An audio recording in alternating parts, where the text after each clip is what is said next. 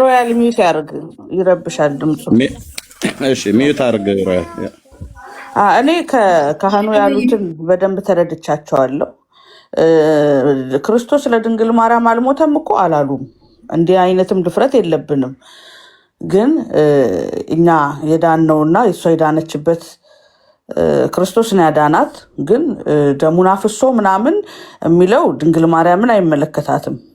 እሷ የዳነችው ገና የአዳም ኃጢአት የአዳም መርገም ወደ እሷ ሳይተላለፍ በፊት ጠብቋታል ብለን ቤተክርስቲያን የምታስተምረን። ይህን አንተም ታውቃለህ። ስለዚህ ለእኛ ለምንድን ነው ደሙን አፍሶ ያነጻን? ያ መርገምቱ ኃጢአቱ ካለ ደም ስርየት ስለሌለ ነው። ድንግል ማርያም ግን እንደዚህ አይነት ኃጢአት ውስጥ አልነበረችም፣ አንጽቷታል። ስለዚህ የዳንበት ወቅት ይለያያል። መጽሐፍ ቅዱስም ብዙ የትኛውን ቦታ ላይ እዚህ ቦታ ላይ ድንግል ማርያም ልጅ ናት ምን የሚል አታሳዩኝም። ስለ እናትነቷ እንጂ የተጻፈው ልጅ እግዚአብሔር ልጅ ናት እንላለን እናምናለን። ግን መቼ ነው ልጅ የሆነችው የሚባለው? እናንተ አትመልሱልኝም። አማኝ ናት ትላላችሁ። መቼ እንዳመነችም ብትመልሱልኝ በዚህ አጋጣሚ ደስ ይለኛል። አማኝ ናት ብዬ አምናለሁ። ግን መቼ ነው ድንግል ማርያም ያመነችው? አምና ነው ወይ የዳነችው? አዎ አምና ነው ካላችሁ ደግሞ መቼ ነው ያመነችውና ድህነቷስ የጀመረው መቼ ነው? ይህንን ብትመልሱልኝ ደስ ይለኛል። ኦኬ እሺ ዳጊ ያለህ ካልሆነ ቤካ ዳጊ ያለህ ትችላለህ? እኔ ቢመልስልኝ ደስ ይለኛል። እሺ ኦኬ እሺ ዳጊ 5 ደቂቃ ብሏል። ዳኒ ምን ቤካም ቢመልስልሽ እኮ ትቻለህ። ምን ዳኒ ወጥሮ የሚጠይቀው ዳኒ ነውና እስቲ ዳኒ መልሰው። መቼ ነው ያመነችው ድንግል ማርያም?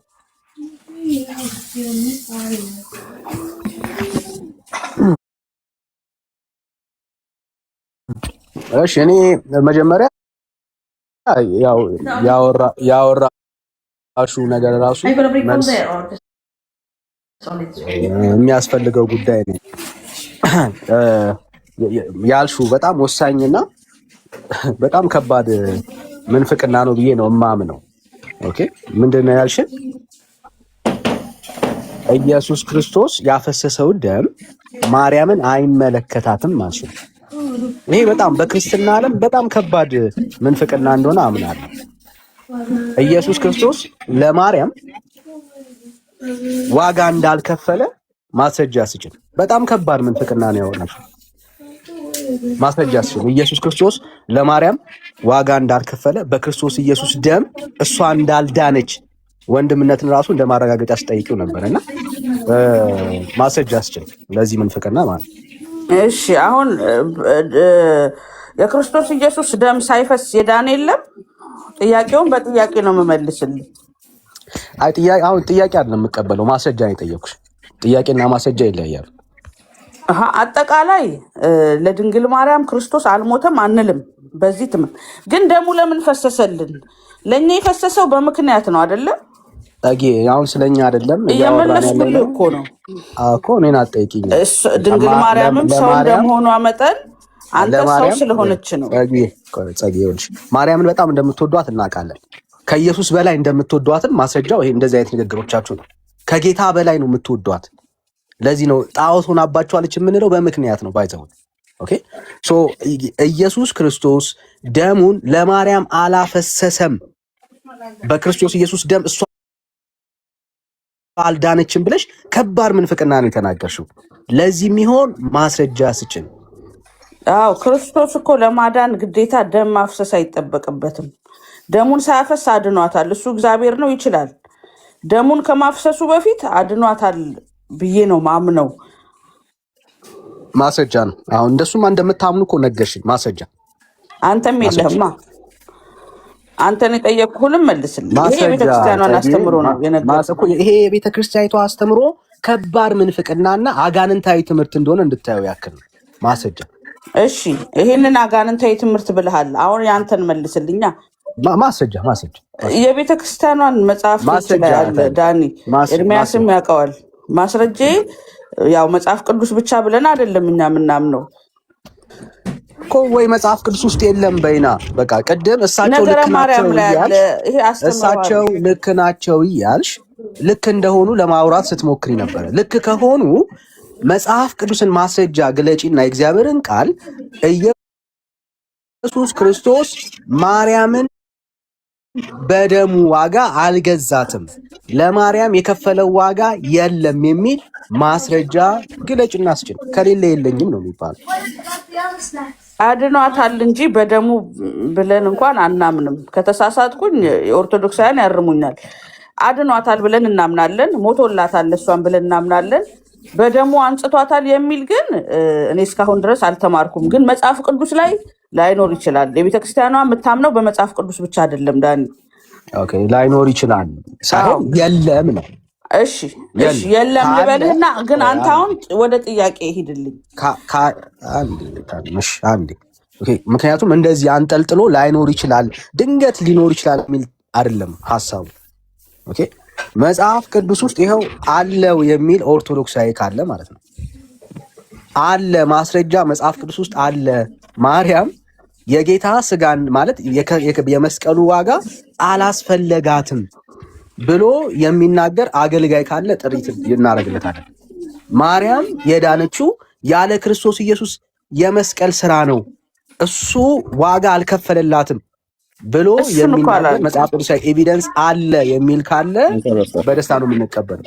ግን የለም። ለዚህ ነው ቅድም ያወራሽው ሐሳብ አጋንንታዊ ነው፣ የሰው ሐሳብ ነው ያለው። አይ ዳኒ የክርስቶስ መሞት እኮ ያው ክርስቶስ ባለፈበት እሷም እንድታልፍ ሆኗል፣ ግዴታ ነው። ክርስቶስ ባይሞት ኖሮ ሞቱ ጥቅም የለውም ለድንግል ማርያም አላልኩም። ግን እሱን ያዳናት ግን መስቀል ላይ አይደለም፣ ከዛ በፊት አድኗታል።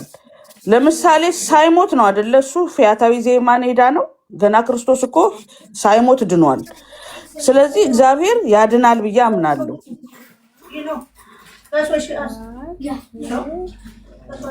እናንተ አሁን ወደ ጥያቄ ሂድልኝ። አማኝ እውነት ስለማይገባኝ ነው። አማኝ ናት ትላላችሁ፣ አምናን የዳነችው ትላላችሁ። መቼ ነው አምና የዳነችው? አንዴ በቀላል እናልፈው፣ በቀላል እናልፈው። ኢየሱስ ክርስቶስ ዋጋ ሳይከፍል የዳነ ሰው አለ የምትይ ከሆነ ማሳየት ትችላለች። በመስቀል ላይ የተከፈለው ዋጋ ያ ሰው በመንግስት በመጣ ጊዜ አስበኝ ብሎታል። ዛሬ በገነት ከኔ ጋራ ትሆናለን ያለው የተከፈለ ዋጋ አለ ማለት ነው። ግን ገና አልሞተም እኮ ታዲያ አልሞተም ነበረ። የሐሲድን አልሞተም እኮ ሰውየው ከሞተ በኋላ አይደል? እሱን አለ የምናወራው። ሰውየው ከሞተ በኋላ ዛሬ በገነት ከኔ ጋራ ትሆናለን ያለው ኢየሱስ ክርስቶስ ዋጋ ከከፈለ በኋላ መሆኑ ግልጽ ነው። ያለ ክርስቶስ ኢየሱስ ደም አይደለም አሁን ያ ሰው ዳነ ብለን የምናወራው ማለት ነው። አሁንም ቢሆን የኃጢአተኛና በደለኛ የዳነበት ምክንያት በማን ነው? ኢየሱስ ክርስቶስ። ከኢየሱስ ውጪ የዳነበት ሪዝን የለም። የዳነበት ሪዝን የለም። በመስቀል ላይ የተከፈለው ዋጋ ነው ያንንም ሰው ስቲል የምናወራው። ኦኬ አሁን ግን አንቺ ማርያምን ስታነሺ ማርያም በፍጹም ያለ ክርስቶስ ኢየሱስ የመስቀል ስራ ኦኬ ኃጢአት በደል ሁሉ ሊነጻ የሚችለው ደም ሳይፈስ ስርየት የለም ይላል። ማርያም ጭራሽ ኢየሱስ የሚባል አዳኝ አያስፈልጋትም የሚል አጋንንታዊ ትምህርት፣ እደግመዋለሁ አጋንንታዊ ትምህርት ነው እያንጸባረቅሽ ያለሽው። ኢየሱስ ነው ያዳናት እኮ አልኩ። ካልተረዳኸው ግልጽ አድርግልኝ። ያዳናት መድኃኒቴ አዳኝ ብለዋለች። ግን መቼ ነው የዳነችው? ጠብቋት እኛ ላይ የደረሰውን ሞት እኛ ላይ የደረሰውን ድቀት የኃጢአት እሷን እንዳይነካት ብሎ ማስረጃኝ የቤተክርስቲያኗ ትምህርት ላይ ነው ያለው እንዴ? የቤተክርስቲያኗ ትምህርት ላይ የአባቶች ትምህርት ላይ ለዚህ ነው አየሽ ጸድዬ አባቶች ብላችሁ ከእግዚአብሔር ቃል ውጪ ያሉ አባቶችን ትጠሪያለሽ እንጂ መጽሐፍ ቅዱስ የትኛውም ሐዋርያ የትኛውም የጌታ ትምህርት ማርያም ስለመጠበቋ የሚናገር የመጽሐፍ ቅዱስ ትምህርት የለም። ኦኬ ለዚህ ነው አጋንንታዊ ትምህርት የምንለው። ለዚህ ነው ይሄንን ትምህርት አባቶች የምትሏቸው ካሉ የቀዱት ከእግዚአብሔር ቃል ነው አይደለም፣ ከአጋንንት የሆነ ምንጩ አጋንንት የሆነ ትምህርት ነው። አየሽ የጌታችን የመድኃኒታችን የክርስቶስ ኢየሱስ የማዳን ተስፋ የማይመለከተው አንድ ሰው የለም በምድር ላይ። መዳን ከክርስቶስ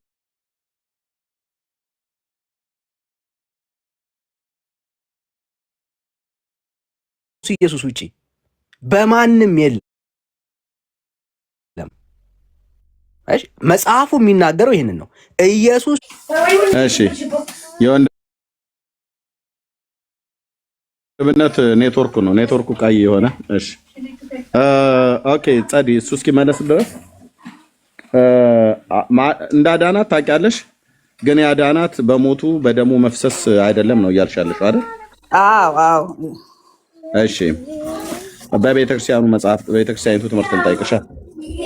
እሺ ማርያምን ጌታችን ኢየሱስ ክርስቶስ አንጽቷታል አላነጻትም?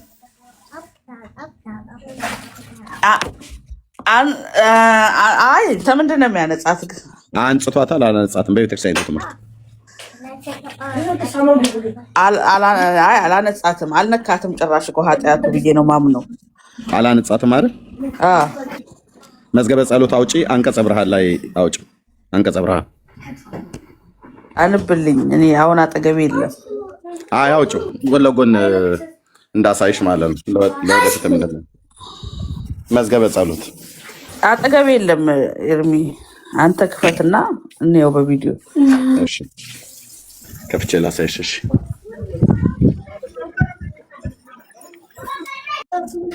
ኦኬ አላነጻትም ብላናለች እህታችን። ቤተክርስቲያኒቱ ደግሞ ምን ትላለች? ኦርቶዶክስ ማርያምን ያው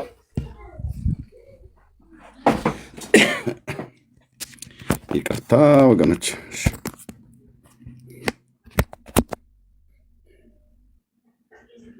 ኦኬ የመዝገበ ጸሎት አንቀጸ ብርሃን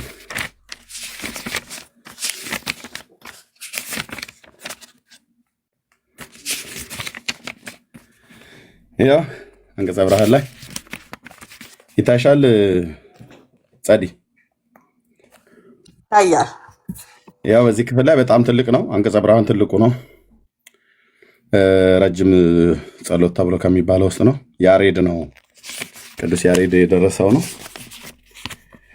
ኦኬ አንቀጸ ብርሃን ኢትዮጵያዊው ሊቅ ቅዱስ ያሬድ የደረሰው የአምላክ እናት ምስጋና በእውነተኛ ፈራጅ ለአምላክ እናት ምስጋናና አገልግሎት ይገባታል ብሎ ባለበት ክፍል ላይ ያው የአምላክ ልጅ ከአንቺ ሰው ስለመሆኑ ስለ አንቺም ከምድር ወደ አርያም ወደ መንግስተ ሰማያት የቀረብን ሆንን፣ በአንቺና በልጅሽ ስም የቀረብን ሆንን ካለ በኋላ 10 ቃላት በጣቶቹ የተጻፈባት የፍጥረት ሁሉ ጌታ ያውም የአምላክ ልጅ በማሐፀንሽ አብ በስልጣኑ አጸናሽ፣ መንፈስ ቅዱስም ጸለለብሽ። ከዛስ ምን ይላል? ምን ይላል? ጸዲ አነጸሽ ነው የሚለው ወይስ አነጻ? ጻ ነው ጸ ነው? አነጸሽ ፊደል እናስተምር ሆነ ፊደል እናስተምር። ጻ ነው ጸ ነው?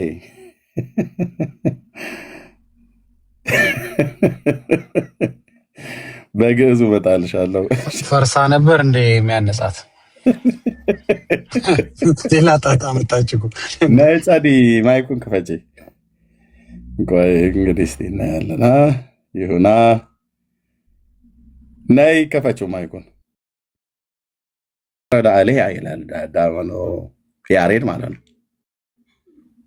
ኦኬ በምንድን ነው ያነጻት? ጸዲ አንጽቷታል ይላል ቅዱስ ያሬድ። በምንድን ነው ያነጻት? ኦኬ እሺ አንጽቷታልም ያነጻት። በምንድን ነው ያነጻት? እንግዲህ በደሙ አይልም እኮ። በምንድን ነው ያነጻት? በምንድን ነው የሚያነጻት ታዲያ?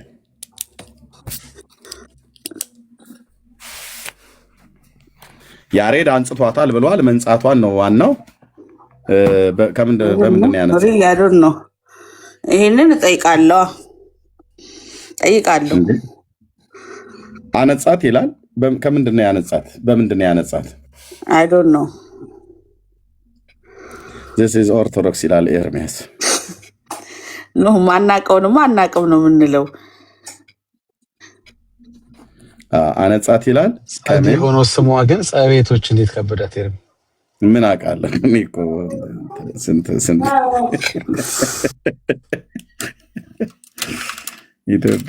ኢትዮጵያዊ እናቴ ተንኮለኛ እኮ ነው። አነጻት። አዎ ከምን እና በምን? ከምን? እውነትህን እኮ ነው። ጥሩ ጥያቄ ነው። ይሄንን እጠይቃለሁ አባቶችን፣ ምክንያቱም የተማርነው ሌላ ነው። እንዳልነካት ነው። አንተም ታውቃለህ እኮ አይደለ? እንዲህ የቤተክርስቲያኗን አስተምሮ አታውቅም እኮ። ውሸት ነው። ታዲያ ውሸት እኮ ነው። ኦኬ አንቺ አዳናት አልሽ። ከምንድን ነው ያዳናት? በምንድን ነው ያዳናት? አትመልሽውም። ኦኬ አነጻት ብሎ የሚል የለም ወይ ብዬ ስልሽ የለም አልሽኝ። እንግዲህ እኔ የማውቀው ውዳሴ ማርያም በቃሊስ ደግሞ የኖርኩት ማለት ነው። ድቁናዬን ከመቀበሌ በፊት ከተፈተንኩበት አንዱ ክፍል ማለት ነው። ስለዚህ ያው መጽሐፉ ይላል። አንጽቶ የሚለው እንግዲህ ትርጉሙ ብዙ ይኖረው ይሆን? ምን ማለት እንደሆነ ምንድነው እኮ ምንድነው?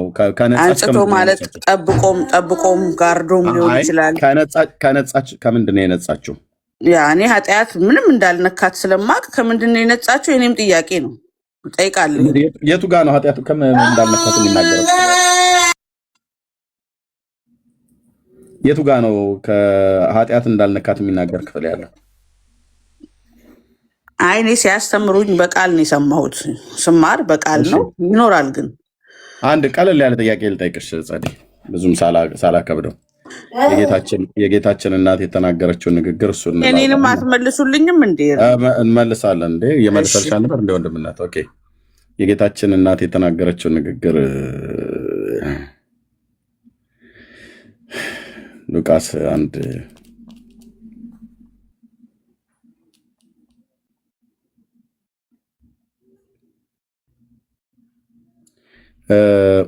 ምንድነው ያለችው የጌታችን እናት እዚህ ጋር?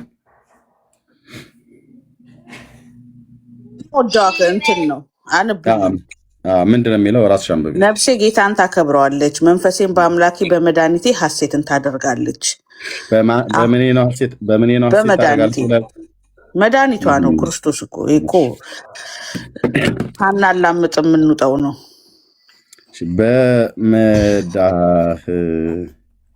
በመድኃኒቴ ዛሬ እስክሪብቶ ሁሉ ምንድነው አልቆ ነው ወይስ ምንድነው? ኦኬ በመድኃኒቴ ሐሴት ታደርጋለች። ልጆቼ እየጨረሱ ነው የሚያስቀምጡት ማለት ነው እስክሪብቶ። ኦኬ ሐሴት ታደርጋለች። እንዴ ተው እንጂ ደርጋለች። በመድኃኒቴ እሺ። በጌታችን በኢየሱስ ክርስቶስ ትምህርት መድኃኒት የሚያስፈልጋቸው ምን አይነት ሰዎች ናቸው? ጸዲ እኮ ለህመምተኞች ሳይሆን ወደ ህመሙም እንዳትያዝ አስቀድመ የምትወስደው መድኃኒት አለ። አይ በጌታችን በኢየሱስ ክርስቶስ ትምህርት መሰረት መድኃኒት የሚያስፈልጋቸው ለምን አይነት ሰዎች ነው?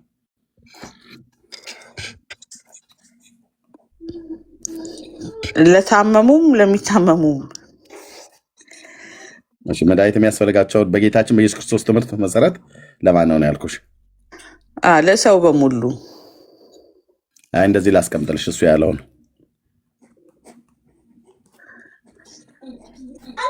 ለጤነኞች ወይስ ኖ ድንግል ማርያም በሽተኞች ውስጥ አትመደብም። ጌታ ያለውን ቃል ነው የተጠቀምኩትኝ። ከዚህ ለሁለቱ አንዱ ምረጭና ከጤነኞች ነች እሷ፣ ከንጹህ ከበሽተኞች አይደሉችም በይ። ከጤነኞች ናት። መድኃኒት ያለችው ግን ስለጠበቃት ነው። ወደ በሽታኞች እንዳትቀላቀል ስለጠበቃት ነው። ስለዚህ ጌታ ነው አይደል ይሄን ቃል የተጠቀመው? ኦኬ በሽተኞች ጤነኞች ሐኪም አያስፈልጋቸውም አይደል? አዎ በሽተኞች እንጂ ያ የአዳም ዘር በሽተኛ ነው አይደል? በሙሉ ያው ከድንግል ማርያም ውጪ በሽተኞች ናቸው። እሺ የአዳም ዘር ከማርያም ውጪ ብላናለች። ከማርያም ውጪ በሽተኞች ናቸው ብላለች። እሺ ጥቅሱን ስጭን መረጃ። ቴንክ ዩ። እንደዚህ በቃ የሚገላግለን ትውልድ የሚያስፈልገው መረጃ። ከማርያም ውጪ ሌላው በሽተኛ ነው ብሎ የሚለው እሷ ግን ንጽሕት ናት ብሎ የሚለው መረጃ ጥቅሱን ስጭን። የት ነው? የሐዋርያው ቅዱስ ጳውሎስ መልእክት ነው ወይስ የት ነው? የለም የት እንሂድ? የለም እሱ ላይ አታገኘውም እኮ። ታዲያ የት ነው የሚገኘው? ነገረ ማርያም ላይ ፈልገው።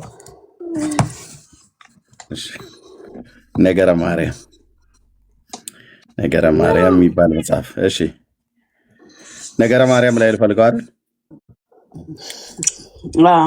ምዕራፍ ስንት ቁጥር ስንት? እዚሁ አለ ይኸው ነገረ ማርያም። ቴንክ ዩ ጸዲ። እንደዚህ አየን። ይሄ እንደዚህ በመረጃ የሚያወራ ራእይ ማርያም፣ ነገረ ማርያም ይኸው ገጽ ስንተኛው ቁጥር ላይ ምን ብዬ ላንብበው? እኔ ጥቅስ አላውቅም እኮ የእርሚ ታውቃ አይደል እንዴ? የቴቱ ጋር እንደተጻፈ አላውቅም። this is orthodox። ስለዚህ ነገረ ማርያም ማለት ኤክስ። ስለዚህ የጌታ እናት ማርያም መድኃኒቴ ብላ በመጥራቷ ኦኬ መድኃኒት ከሚያስፈልጋቸው ከበሽተኛው ዓለም ከአዳም ዘር መካከል ናት። መጽሐፍ ቅዱሳችን ይህን ሲናገር ሮሜ መልክ መጽሐፍ ምዕራፍ እኛ እንጥቀስ ጴንጤዎች ስለሆንን በእኛ ያምራልና 3 ላይ ማለት ነው 3:23 ላይ ሁሉ ኃጢአትን ሰርተዋል የእግዚአብሔርም ክብር ጎሏቸዋል ነው ብሎ ያለው። ሁሉ ኃጢአትን ሰርተዋል። እንግዲህ ከጳውሎስ የሚበልጥ የለም። ጳውሎስ ከተናገረ በኋላ እኛ አጨብጭበን ሁላችን ወደ ቤታችን ነው የምንበተነው። ራሷም ጸዲም ሁሉ ጨምራ ማለት ነው። 3:23 ላይ እንደዚህ ይላል ታላቁ ሐዋርያ ማነው? ሮሜ መልክ መጽሐፍ ምዕራፍ 3 ላይ ማለት ነው። ቴንክ ዩ። እንደዚህ ይላል ትልቁ ሐዋርያ ከጌታ ከኢየሱስ ክርስቶስ ቀጥለን የምንጠራው ሐዋርያ እንደዚህ ይላል። አሁን ግን በሕግና በነቢያት የተመሰከረለት የእግዚአብሔር ጽድቅ ያለ ሕግ ተገልጧል። እርሱም ለሚያምን ሁሉ የሆነ በኢየሱስ ክርስቶስ በማመን የሚገኘው የእግዚአብሔር ጽድቅ ነውና የእግዚአብሔር ጽድቅ ነው፣ ልዩነት የለምና ይላል። ልዩነት አላደረገም ማለት ነው። ሁሉ ኃጢአትን ሰርተዋልና የእግዚአብሔርም ክብር ጎሏቸዋል ይላል። ከማርያም በቀር ሌሎቹ ኃጢአት ሰርተዋል፣ እሷ ግን ንጽሕት ናት አይደለም ያለው። ሁሉ ኢንክሉድድ ማርያም ሁሉ ኃጢአትን ሰርተው የእግዚአብሔር ክብር ጎሏቸዋል። ሁላችን ከሕግ በታች ተዘግተን እንኖር ነበር። ማርያም በይ አብርሃም፣ ሙሴ በይ ኤልያስ፣ ዋቴቨር ማንም የሰው ዘር በሙሉ ሾቀን ነበር። አንድ ንጹህ አልነበረም። አለቀ። ስለዚህ ማርያም ከዚህ ከበሽተኛው ከአዳም ዘር መካከል ናት። ስለዚህ ለዚህ በሽተኛው ለአዳም ዘር በሙሉ በሮሜ መልክ መጽሐፍት ላይ ሁሉ ኃጢአትን ሰርተዋል ነው የሚለው። አዎ ሰርተዋል። ኦኬ ይህን ሰርተዋል ያለውን ቅዱስ ጳውሎስ በምዕራፍ 5 ቁጥር 12 ላይ ሲናገር ሮሜ እንደዚህ ይላል።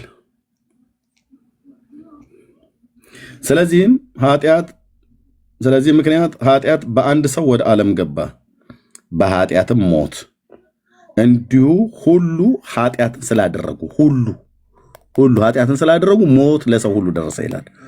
ሁሉ ከከሊት በቀር የሚል የለም። ሁሉ በአንዱ በአዳም ሁላችን የሾቅ ነው። አንድ የተረፈ ቀደም እንዳልኩት አብርሃም፣ ይስሐቅ፣ ያዕቆብ፣ ሙሴ፣ ኤልያስ፣ ኢሳያስ፣ ኤርሚያስ፣ ሳሙኤል ዋቴቨር ጥሪ ማንንም ኖህ፣ ሄኖክ፣ ያሬድ፣ ማቱሳላ፣ አርፋክስድ ወደኋላ አቤል ዋቴቨር ቃየል በሙሉ ማንም ሳይቀር ጳውሎስ፣ ጴጥሮስ፣ ዮሐንስ፣ ማርያም፣ ኤልሳቤጥ፣ ሳራ፣ ርብቃ፣ ሊያ፣ ሃና አንድ ሳይቀር በሙሉ ዜሮ ነበር። አለቀ። ስለዚህ ማርያም የጌታዬ እናት መድኃኒት ከሚያስፈልጋቸው ከኃጢአተኛው ትውልድ መካከል ናት። ኦኬ። ለዚህም ተአብዮ ነፍሴ ለእግዚአብሔር ብላለች ማለት ነው። እንደዛ ነው። አንተ ያልከውን አምኜ ለመቀበል እኮ የኔን ጥያቄ ብትመልስልኝ አይጋጭብኝም። አምኜ ይቀበላለሁ። አሁን ሁሉ ኃጢአት ሰርቷል የሚለውን ድንግል ማርያምን ኢንክሉድድ እንዳላደርግ የያዘኝ ምንድን ነው መሰለ? ኃጢአት የሚሰራ ነው የሚተገበር ነው እንጂ የሚወረስ አይደለም። ታውቃለህ? ድንግል ማርያም ኃጢአት የት ቦታ ሰርታለች ብለህ ታምናለህ? እሺ ቆይ አድምጪኝ። ይሄ ስለዚህ ምክንያት ኃጢአት በአንድ ሰው ወደ ዓለም ገባ። ቀሲስ ሚዩት ያርጉ። ኃጢአት በአንድ ሰው ወደ ዓለም ገባ፣ ኃጢአትም ሞት፣ በኃጢአትም ሞት እንዲሁ ሁሉ ኃጢአትን ስላደረጉ ይላል። የቱ ጋር ነው ሁሉ ኃጢአትን ስላደረጉ ብሎ የሚለው? የገቢር ኃጢአት ነው ወይስ ምንድን ነው? ሞት ሰሩ ይላል። የሚሰራ ነው። በአንድ ሰው ገባ ማለቱ ምን ማለት ነው ኤርሚ? ሰው ልጅ ለኃጢአት የተጋለጠ ሆነ ለማለት ነው ሲተረጎም። ገባ? ምክንያቱም ህፃናትም ኃጢአት ሰርተዋል ልንል ነው። እሺ። ስለዚህ ማርያም የገቢር ኃጢአት አልሰራችም። ስለዚህ የድቀተ ባህሪ የሰው ተፈጥሯዊ ነው ድቀተ ባህሪ የሚባለው ወይ ደግሞ ጥንተ አብሶ የሚባለው የለባትም እያልሽ ነው አይደል? አዎ እሱን ጠበቃት ክርስቶስ ብያለሁ። ያኔ ነው መድኃኒት ያለችው ስለጠበቃት ነው። ጥንተ አብሶ ከሌለባት ታዲያ እዚህ አንቀጸ ብርሃን ላይ ቅድም ዝም ያልሽበት ላይ ከምንድን ነው ያነጻት? እሱ እኮ ምርጥ ጥያቄ ነው አልኩህ። የቤት ስራ ነው፣ ጠይቄ እመጣለሁ። አይ ለዚህ ነው ይኸው እዚህ ያሉ ቄሱ ጠይቂያቸው ከላይ መጥተዋል። እሺ ካወቁ አባታችን ያግዙኛል። እዚህ ጋር አንቀጸ ብርሃኑ ላይ አነጻሽ ይላልና ከምን እንዳነጻት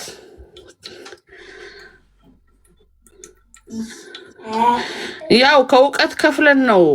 ግዴታ ፐርፌክት መሆን አይጠበቅብንም። አባታችን የሚያውቁትን መልሱ፣ የማያውቁትን አንበው ይመጣሉ። እሺ መልካም ነው። በድጋሚ መጥቻለሁኝ። ትንሽ ዋይፋዩም እንትን እያለኝ ስለነበረ ነው። ዞሮ ዞሮ አንቺ እንዳልሽው ነው።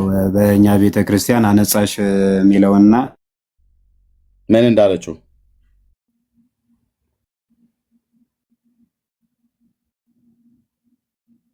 ይመልሱ። አቀሲስ ምን እንዳለችው ነው? እርሷ እንዳለችው በቤተክርስቲያን መጽሐፍት የትኛው መጽሐፍት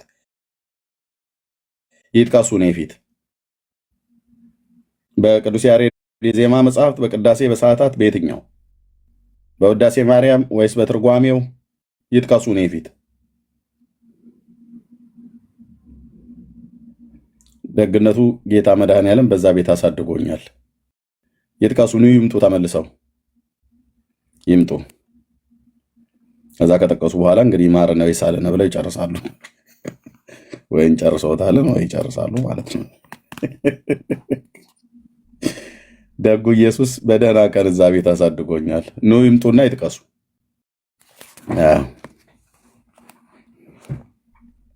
እንግዲህ ተፋጠን ነው የምንከርመው ማለት ነው። እንደዚህ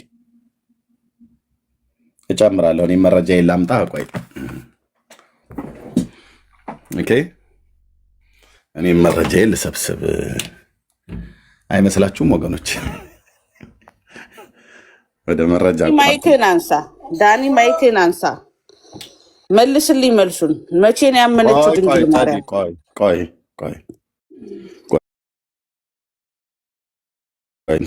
የዝንጀሮ ሰርግ አታስመስዩ። ቆይ አንድ ጥያቄ አትመልሱልኝም? ቆይ እንዴ ማርያም አልነጻችም ብለሽ ቀደም እኛ አንልም ብለሽ ነበር በቤተክርስቲያንሽ መጽሐፍ። ገና የመረጃ ቋፍ ናዳ መብረቃዊ ጥቃት በላያችሁ ላይ ሊሰነዘር ነው። ቄሱ ይምጡ፣ አባታችን ይምጡ። አንቻን ፈንዲሻሽን ይዘሽ ቁጭ በይ ጸዲ። እናያለን እስኪ እንግዲህ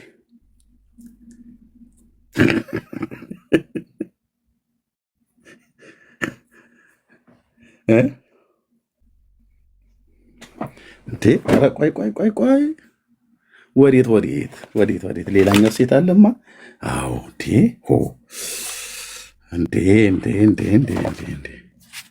ይኸው እዚህም ደግሞ አለ። የት አለ ወይት ጓ ነው ስብሐተ ፍቁር ዘማርያም ሰዓታት ስብሐተ ፍቁር ዘማርያም እናወጋለን። ንዑን እስግድ ወንግናይ ላቲ ንዑን እትፈሳ ወነተሐሰዮአቲ። ኦኬ እና ቄሱን ፈልጋችሁ አፈላልጋችሁ አምጡልን። ቄስ የተገኘ ቄስ ቁመት፣ እድሜ፣ ውፍረት አንመርጥም። ቄስ ብቻ ይሁን። የሚያልፍም የሚያገድምም ካለ ወደዚህ ቤት እንዲገባ በመድኃኔዓለም እንለምነዋለን። ኑ ግቡ። እዚህ ቤት የሚረጭ ጸበል አለ ብላችሁ ሰው ካህን ሲያልፍ ካያችሁ አስገቡ እንደምንም ብላችሁ።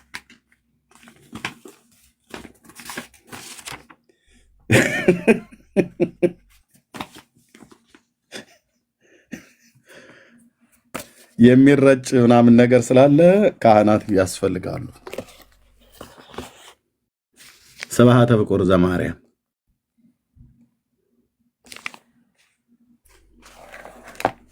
መጽሐፈ ዚቆ መዝሙር የቅዱስ ያሬድ። ቄስ አምጡ። ይሄንማ ምእመን አይገባውም። አምጡ ቄስ። ጠላ ከሚጠጡ ዘኬ ከሚበሉ መጥተው ስራ ቢሰሩ አንድ ነፍስ ወደ ኦርቶዶክስ ቢመልሱ አይመስላችሁ? ያው አነጻት ይላል። እዚህም መረጃዬን ሰንጃለሁ። እዚህም መረጃ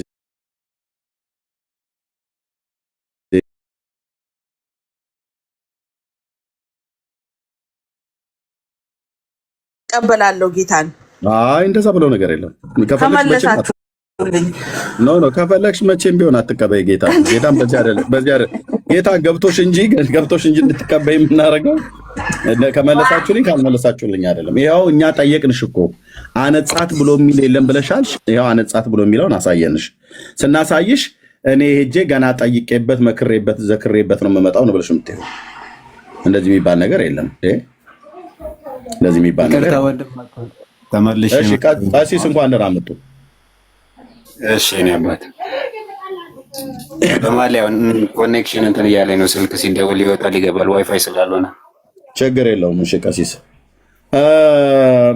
አንጽዮ ስጋ ይላታል አይደል? ቀሲስ ቅዱስ ያሬድ የትኛው እና የትኛው መጽሐፍት ላይ ነው እንደዛ ብሎ የሚላት?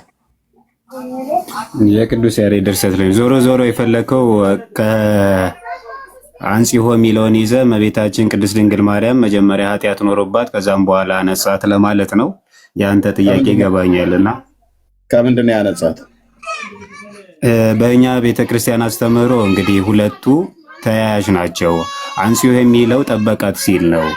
የመንፈስ ቅዱስን ስራ ለመናገር መንፈስ ቅዱስ አስቀድሞ እንደ ጠበቃት እንዳነጻት መናገር ኖሮባት ኃጢአት ሰርታ በድላ ከዛ የነጻች ሆኖ ሳይሆን እንዳትሰራ እንዳይኖርባት ኃጢአት እንዳይገኝባት አደረጋት ሲል ነው እንጂ ኖሮባት ያነጻት ሆኖ አይደለም። ይሄ በእኛ ቤተክርስቲያን ተወራራሽ ነው፣ ጠበቃት አነጻት የሚለው።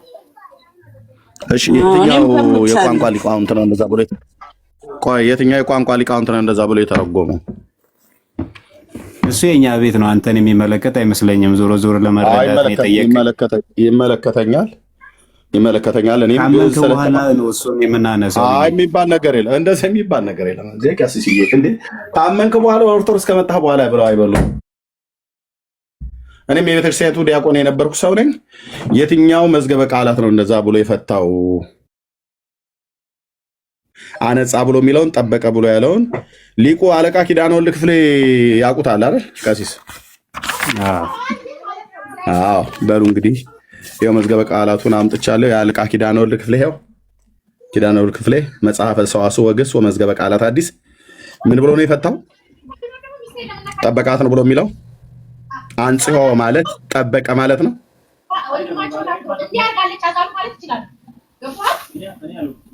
ይመልሷ። አልሰማኝም። እየሰማሁ ነው፣ እያዳመጥኩ ነው። ይመልሱልኝ። የትኛው መዝገበ ቃላት ላይ ነው እንደዛ ብሎ ያለው?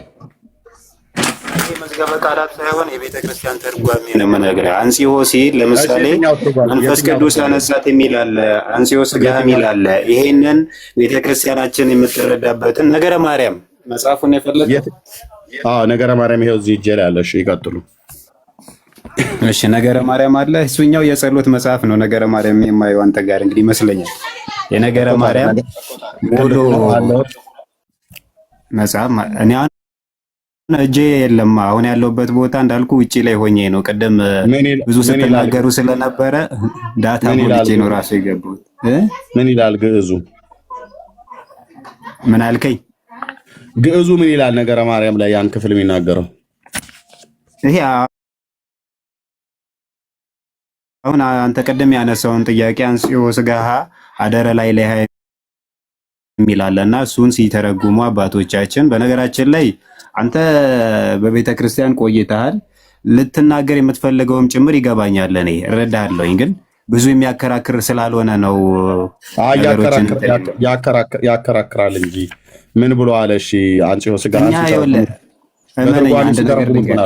ቀሲስ በትርጓሜ አባቶች ሲተረጉሙት ብለውናል። ምን ብለው አሉ አባቶች ሲተረጉሙት? በትርጓሜ መንፈስ ቅዱስ አነጻት የሚለውን እመቤታችን ቅድስት ድንግል ማርያም ከአዳምና ከሔዋን ኃጢአትና በደል ንጽሕት እንድትሆን አስቀድሞ ጋረዳት፣ ጠበቃት ማለት ነው። ይሄ የመንፈስ ቅዱስ ስራ መሆኑንም ለማሳየት ነው እንጂ ኃጢአት ሰርታ በደል ተገኝቶባት ያነጻት ሆኖ አይደለም። የትኛውን ትርጉም ነው የተረጉሙት? የትኛውን ኃይለ ቃል ሲተረጉሙት ነው? ኃይለ ቃሉ የት ነው ያለው? አነጻት የሚለውን እኮ እያልኩ እኮ የቱ ጋር የተጻፈውን ትርጓሜው እንደዛ ይላል ብለው ስላሉ የቱ ጋር የተጻፈውን ቃል የትኛው ትርጓሜ የትኛውን ቃል ሲተረጉሙት አነጻት የሚለው ችግር የለውም። የትኛውም ይሁን አንጽሖንም አምጣው መንፈስ ቅዱስ አነጻት አባቱ የተረጉሙት ብለው ያሉትን ይበሉት እንጂ እኮ የነገርኩ እኮ ነው። አንጽሖን እያልኩ እኮ ነው። አነጻት የሚለውን እንደዚህ አድርገው ነው የተረጎሙልን አባቶች እያልኩ ነው። እኔ አባት ኦኬ ቀሲስ አንቀጸ ብርሃን ላይ አሁን አነጻት ብሎ የሚለው ቃል አለ አይደል? አንጽሖ ብሎ የሚለው ቃል አለ አይደል? ካህን እንደመሆኑት መጠን አንቀጸ ብርሃን ያውቃሉ። እሺ አንቀጸ ብርሃኑ ሲተረጉሙ ነው እንደዛ ብለው ያሉት ወይስ በቅዱስ ያሬድ መጽሐፍ እንደዚህ በመጽሐፈ ዚቆ መዝሙር ላይ ባለው አይነት የተጻፈ ነው ወይስ ስብሐተ ፍቁር ላይ ዘማርያም ላይ መጽሐፈ ሰዓታት ላይ ያለ ነው ወይስ ቅዳሴ ማርያም ላይ ያለ ነው? ከየትኛው ወይስ ነገረ ማርያም ላይ ያለ ነው? ከየትኛው መጽሐፍት ላይ ነው ያንን ክፍል እንደዛ ብለው የተረጎሙት? በትርጓሜ ነው እያልኩ ያለሁት። ሁሉም እኮ ተመሳሳይ ነው። ስለ ድንግል ማርያም የሚናገር ከሆነ ድንግል ማርያም የትኛው መጽሐፍት ላይ ያለውን ቃል ወስደው እንደተረጎሙት አያውቁትም። አንጽሖ እያልኩ እኮ ነው። እንዴት ነው? አንጽሖንማ አንጽሖ ነው፣ ግን አንጽሖ ብሎ የሚለው ቃል የተጻፈው የትኛው መጽሐፍት ላይ የትኛውን ሀሳብ አብረው አያይዘው ሲተረጉሙ ነው? ምንጭ ይጥቀሱልን እንጂ አንጽሖማ አንጽሖ ነው፣ ቃል ነው። ይሄ አንጽሖ ብሎ የሚለው ቃል የቱ ጋ ነው የተጻፈው ነው? የቅዱስ ያሬድ ላይ ነው። አንጽሖ ሥጋሃ ሀደረ ላይ የሚል አለ። ዞሮ ዞሮ የትኛውም የአዋልድ መጻሕፍት ላይ ድንግል ማርያምን አነጻት ሲለው ዞሮ ዞሮ ትርጓሜ ነው የሚፈለገው። እመቤታችንን አነጻት ማለት የሚተረጎምበትን መንገድ ነው እየነገርኩ ያሉት። ክፍሉን ሳይነግሩን ትርጓሜውን ሊነግሩን ሄዱ ማለት ነው።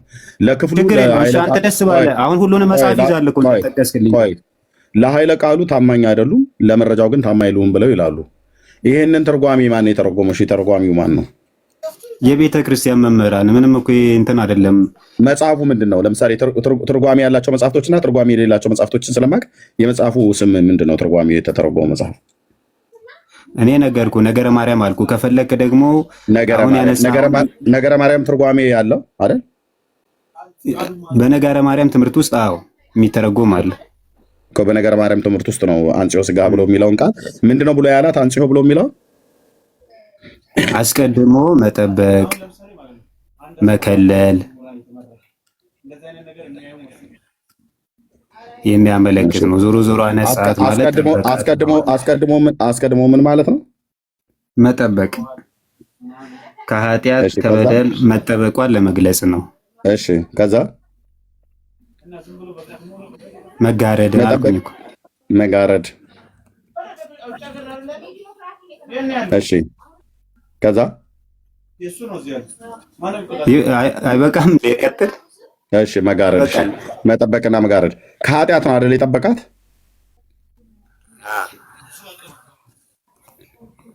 እሺ ከመቼ ጊዜ ጀምሮ ነው የጠበቃት? በእናቷና በአባቷ አብራክና በእናቷ ማህፀን ሳለች ነው? በእናቷና በእናቷ ማህፀን በአባቷ አብራክ እያለች ነው የጠበቃት? እሱን በእኛ ቤት ያለውን አስተምሮ አሁን አንተ የምትፈልገውን ለመናገር ነው። አሁን እኮ ሀሳቡ ላይ እንድንግባባ አይ ነው ያው የቱ ጋር የጠበቃት ነው ብያልኩት። ጥበቃውን የጀመረ የቱ ጋር ነው? ከአባቷ አብራክና ከእናቷ ማህፀን ከመውጣቷ በፊት ነው? ይሁን ያዘው፣ እሱ ችግር የለውም። ዞሮ ዞሮ አስቀድሞ ችግር የለውም አይደል? ይንገሩኝ ከየቱ ጋር ነው የጀመረው? እሺ አዎ አድርገው፣ ችግር የለውም። እሺ ከእናት ከአባቷ አድርገው አይደለም ያምኑበታል። ከእናቷ እና ከአባቷ አብራክ እና ማህፀን ስትወጣ ነው? አዎ አምንበታለሁ፣ ችግር የለውም። እሺ አዎ አምንበታለሁ ብለዋል።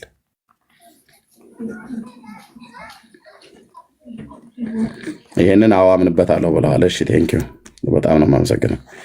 ስለዚህ ማርያም የተጠበቀችው በአባቷና በአባቷ በኢያቄም አብራክና በእናቷ በሐና ማህፀን ሆና ነው አይደል የተጠበቀችው?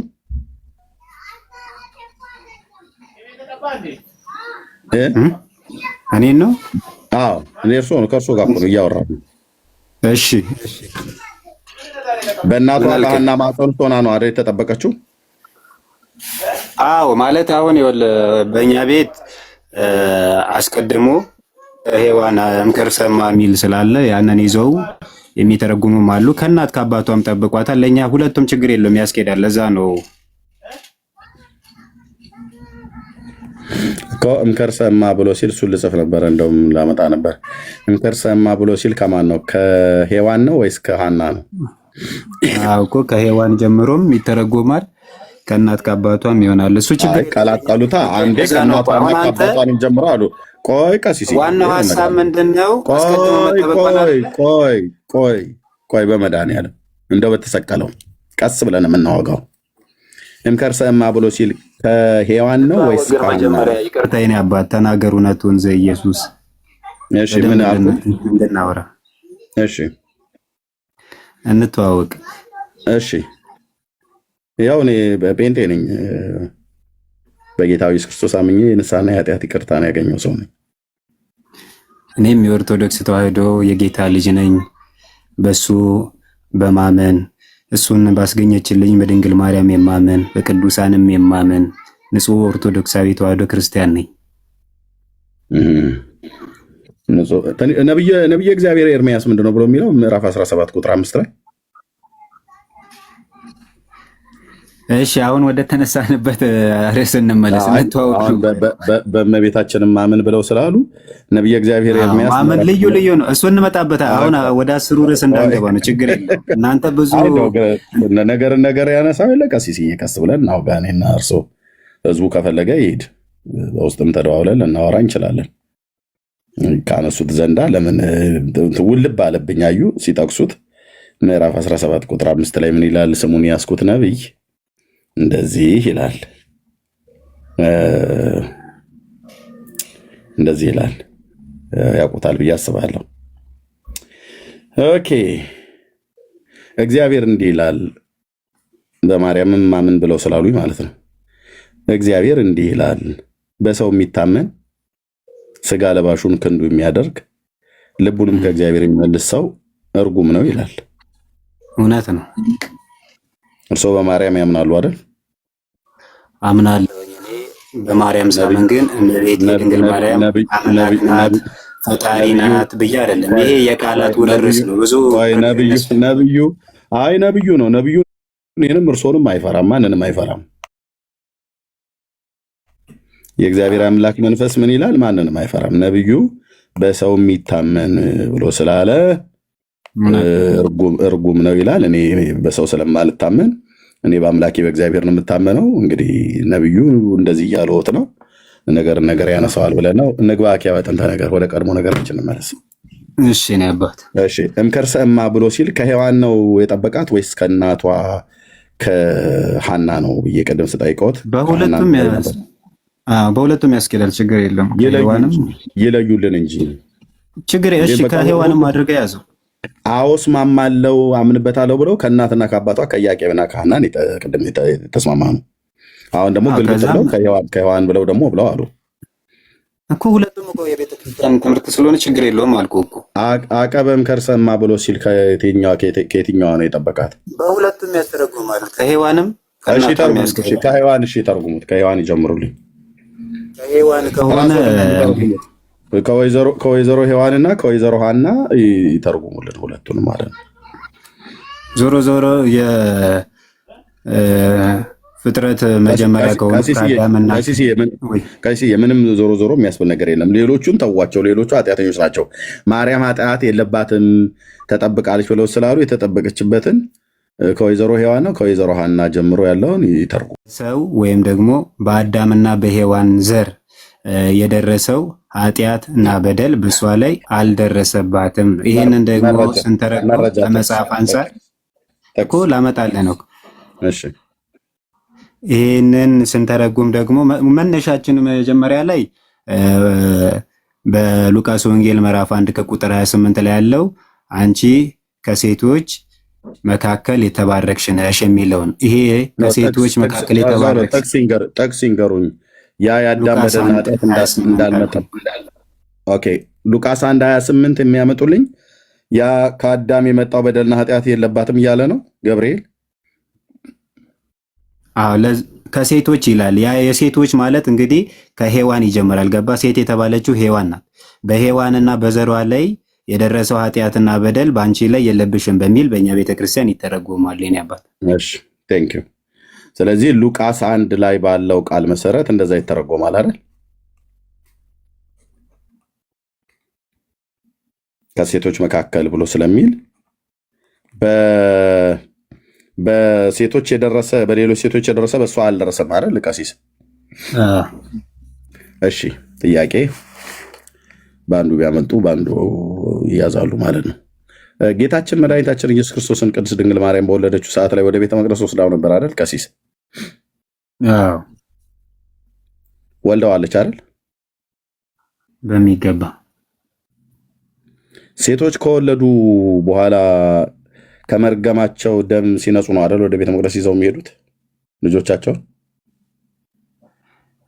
የወለዱ ሴቶች አዎ፣ ከመርገማቸው ፈሳሽ ከደሙ ሲነጹ ነው አይደል ይዘው የሚሄዱት? እውነት ነው። በኦሪት ባለው ስርዓት ዘሌዋውያን 12 በሚለው ትክክል። አዎ። ስለዚህ ማርያም ይሄ ነገር በእሷ ላይ ሆኗል አይደል? አልሆነም። በሴቶች የደረሰው በእሷ ላይ አልደረሰም እያልኩኝ እኮ። እሺ፣ ተኖ ነው እንደ የወጣው ጌታችን ወይስ አምጣ ነው የወለደችው? 9 ወር ከ5 ቀን ተሸክማ በማይጸኗ በማይመረመር ግን በመንፈስ ቅዱስ ከሰው በተለየ መንገድ ማለት እሱ አጸናነሱ ላይ ነው። በትነት መልክ ነው የወጣው? ተኖ ነው የወጣው ወይስ ተወልዶ ነው የወጣው? ጌታ ተወልዶ ነው እንጂ። ተወልዶ። እግዚአብሔር ይስጥልን።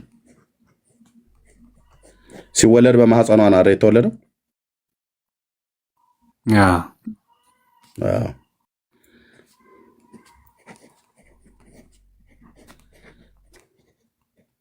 በማህፀኗ ሲወለድ ደም ይፈሳታል አይፈሳትም? ይሄ የግብረ መንፈስ ቅዱስ ስራ ነው ያልኩት። ለዛ የእመቤታችን የተለየ ነው። የወለደችው አምላክን እንጂ ተራ ሰው አይደለም። ቅዱስ ሉቃስን ላወጣው ነው። ነብዩን ሙሴ ለገልጥ ነው። አባቶችን ላመጣ ነው። ችግር የለውም። ይሄ የመንፈስ ቅዱስ ስራ ነው ያልኩ። የታለ የመንፈስ ቅዱስ ስራ ነው ብሎ የሚለውን ጥቅሱን ያምጡት ቀሲስ። በግብረ መንፈስ ቅዱስ አይልም። አይ በግብረ መንፈስ ቅዱስ ተጸነሰ ነው መጸነሱ ነው በግብረ መንፈስ ቅዱስ። ሲወለድማ የእናቱን ማህፀን ከፍቶ ነው አይደል የተወለደው? አዎ። ኦኬ፣ ማህፀኗን ከፍቶ ከተወለደ በማህፀኗ ነው የወጣው ማለት ነው ጌታ። አዎ። ደም ይፈሳታል አይፈሳትም? በዛ ሰዓት ላይ እሱን እኮ ነው ያለው። ይሄ ደም መፍሰስ ምናምን ከሌሎች ሴቶች አንሳር ይፈሳታል። ደም ይፈሳታል አይፈሳትም? ቅድም ህጉ የሚጠይቃትን ሁሉ ታቀርባለች ተባብለን ዘሌዋውያን 12 ሳይሆን ዘሌዋውያን 14 ላይ ያለው ማለት የመንጻት ህግ እሱን ልጠቅስ ነው። ከነቢዩ ከሙሴም ከዘጸአት መጽሐፍ እመቤታችን ግን ከዚህ ነፃ ነች። ለምሳሌ መረጃም በአዳምና በሔዋን ላይ የተፈረደ ፍርድ አለ። ቀሲስ ነፃ ከሆነች ስለ መንጻታቸው መስዋዕት አቅርባለች አላቀረበችም? እንዴ ስለ መንጻቷ ስለ መንጻት ሳይሆን እኔ መጽሐፉን ልግለጽ። በባህላቸው በእስራኤል ልማድ ባህል አይደለም። ቆይ ቀሲስ ባህል አይደለም። መጽሐፉን ልክፈተው። እኔ ምን አለፋለፈኝ? ሉቃስ እንዴ ያዕቆብ ጨዋታ አይነት ነገርማ አይሰራም። ሊገርዙት 8 ቀንም በሞላው ጊዜ በማኅፀን ሳይገረዝ በመልአኩ እንደተባለ ስሙም ኢየሱስ ተብሎ ተጠራ። እንደ ሙሴ ሕግ የመንጻታቸው ወራት በተፈጸመ ጊዜ ይላል፣ በጌታ ሕግ የእናቱን ማኅፀን የሚከፍት ወንድ ሁሉ ለጌታ የተቀደሰ ይባላል ተብሎ እንደተጻፈ በጌታ ፊት ሊያቆሙት በጌታ ሕግ 2 ዋሊያ 2 የርግብ ጫጩቶች እንደተባለ መስዋዕት ሊያቀርቡ ወደ ኢየሩሳሌም ወሰዱት ይላል። ማርያም ነች አይደል ይህን መስዋዕት ይዛ ሄደችው? አዎ መስዋዕት ሊያቀርቡ ሄዱ ይላል እንጂ ታዲያ ሌላ ምን ይላል? እሱ ነው ስለምናቸው ነው። የምናቸው ወራት በተፈጸመ ጊዜ ይላል። ያ በሙሴ ጊዜ ነበረ ነው የሚለው። እንደ ሙሴ የምናቸው ወራት በተፈጸመ ጊዜ ነው ሴቶች ይዘው የሚሄዱት። አዎ ትክክል። ሴቶች ይዘው የሚሄዱት የመንጻታቸው ወራት በተፈጸመ ጊዜ ነበር። ማርያምስ የመንጻቷ ወራት በተፈጸመ ጊዜ አይደለም ኢየሱስን ይዘው ሄደችው? እሷ ከሙሴ ሕግ ትበልጣለች? አይ ከሙሴ ሕግ ጋር አይደለም እሷ የምትጋጨው። እመቤታችን ቅድስት ድንግል ማርያም በሔዋን ላይ የደረሰው መርገም በእሷ ላይ ያደረሰ ነው። ቆይ ማርያም፣ ይሄ የእናንተ እኮ ተረት ነው ቀሲስዬ፣ የኦርቶዶክስ ተረት ማለት ነው። እኔ እየጠየቅን ያለ ነው። ማርያም እስራኤላዊት ናት አይደለችም? ሰው ናት። እስራኤላዊ መሆኗን ተው፣ ሰው ናት። ኖ አይ ሰውማ አይደለች። እኔ ከርከሮ ነች አላልኩም። ሰውማ ሰው ናት። እስራኤላዊት ሰው ነች አይደለችም? ችግር የለውም። እሷ አታምንም።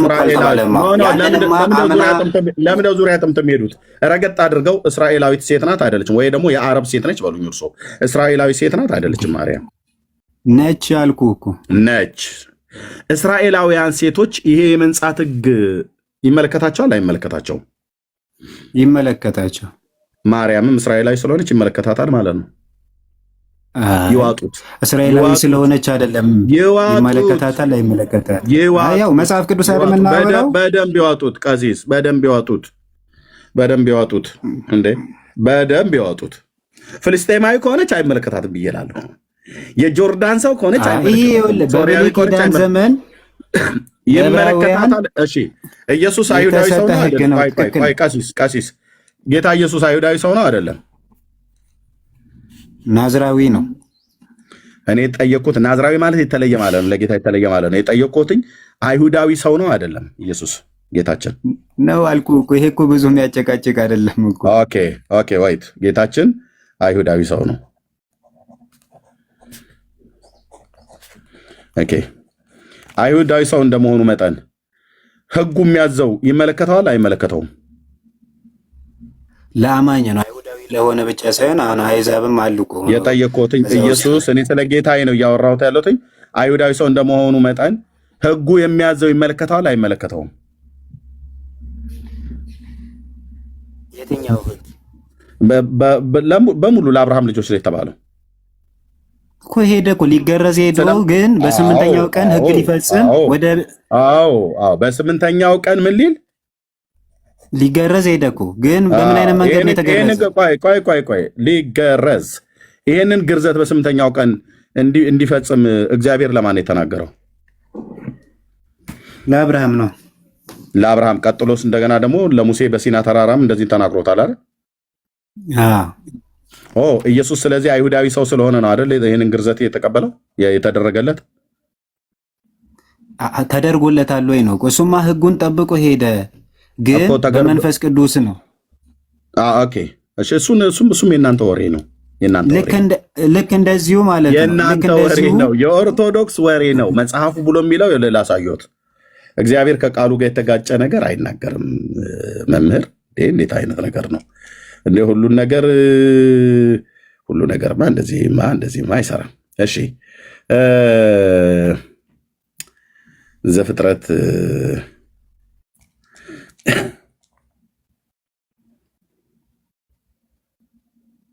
እሺ አንዱን ጀመረ አንዱ ጋር ሄድክብኝ። ግን አይ ግዝረቱ በስምንተኛው ቀን ለአብርሃምና ለሙሴ እንደተሰጠ ካወቁ ልተወው። እሺ በስምንተኛው ቀንና በስምንተኛው ቀን ወንዶች በቤቱ ያሉ ወንዶች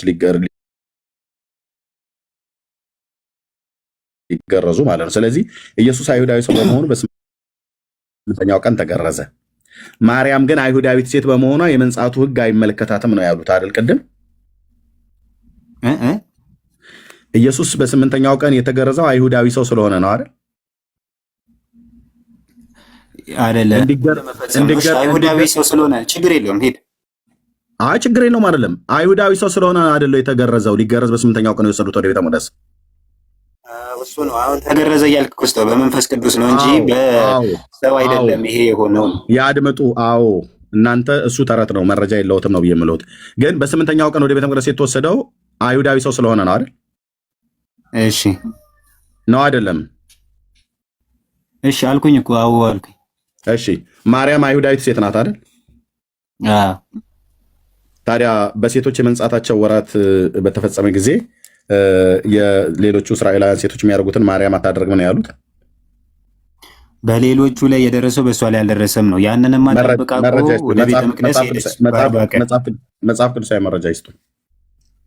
ይሄው አሁን እኮ ጠቀስኩልህ ቀደም ከሴቶች መካከል የተባረክሽ ነሽ የሚለውን አነሳውልና እኛ የምንተረጉምበትን መንገድ አስረዳው። ያ ማለት በሔዋንና በዘሯ ላይ የደረሰው እርግማን፣ በደል፣ ኃጢአት በእሷ ላይ ያልደረሰም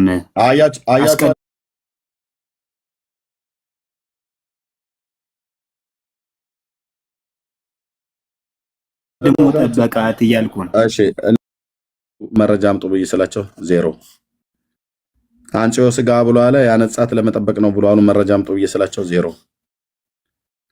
ኦኬ ዜሮ በዜሮ ማለት ነው። ሁሉ ቀን ለምን ምሳሌው ጥሩ አይደለም? ለምን አንድ ጣት ብርቁ ናት እንደሚባለው አይነት በቃ ለሁሉ ነገር ሄደው የሚናገሩት ሉቃስ ወንጌል መጽሐፍ ከሴቶች መካከል ከሴቶች ተለይተሽ ምናምን ነገር መጽሐፉ ብሎ የማይለውን እያስጮሁ ይላሉ ማለት ነው። ይሄ ነው እንግዲህ የኦርቶዶክሳውያን ትምህርት ወንድሞቼ እናቶቼ፣ ይሄ ነው። አንድም ለጠይቋቸው በዚህ መጽሐፍ ቅዱስ አላመንክም ማለት ነው። አንድም መጽሐፍ ቅዱስ ሉቃስ ወንጌል ምዕራፍ 1 ከቁጥር 28 ላይ አንድም መረጃ የለ። ለምን እንደሱ ነው የጠቀሱት? ለምን ነበር የጠቀሱት? በሌሎች ሴቶች ላይ የደረሰው የታለ? በሌሎች ሴቶች ላይ ከሴቶች መካከል የተባረክሽ ነሽ የሚለው እኮ የሚተረጎም ነው። ይሄ የተባረከች ማለት ልጅ ስትወልድ በማህፀኗ ሲወጣ ደም አይፈሳትም ማለት ነው። የተባረከች ማለት ከሌሎች ሴቶች ተባረከች ማለት በሌሎች ሴቶች ላይ የሚደርሰው ነገር በእሷ ላይ አይደርስም። የታለ በሌሎች ሴቶች የሚደርስ በአንቺ ላይ አይደርስም ብሎ የሚል ትርጓሜ ከየት ነው ያመጣችሁት? መጽሐፍ ቅዱስ የማይለው ነው የምለው። ይሄ ነው መነሻው። መጽሐፍ ቅዱስማ ይሄው እኮ አለ። ከሌሎች ሴቶች እሷ የተለየች እንደሆነች እኮ ነገረን። እኔ አባት እሺ ጌታችን ኢየሱስ ክርስቶስ ከቅድስት ድንግል ማርያም ሲወለድ በስጋና በደም ተካፍሎ ተወልዷል አይደል?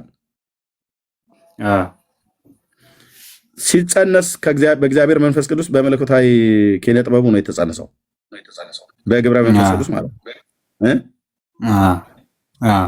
ክርስቶስ በእናቱ ማህፀን ውስጥ በእትብት በኩል ከማርያም ጋር ይገናኛል አይገናኝም? ይገናኛል እንጂ ምን ማለት ነው? ሲወለድ እትብቱ ይቆረጣል አይደል? እትብቱ ይቆረጣል አይደል? ሲወለድ አዎ። ደም ይፈሳል አይፈስም?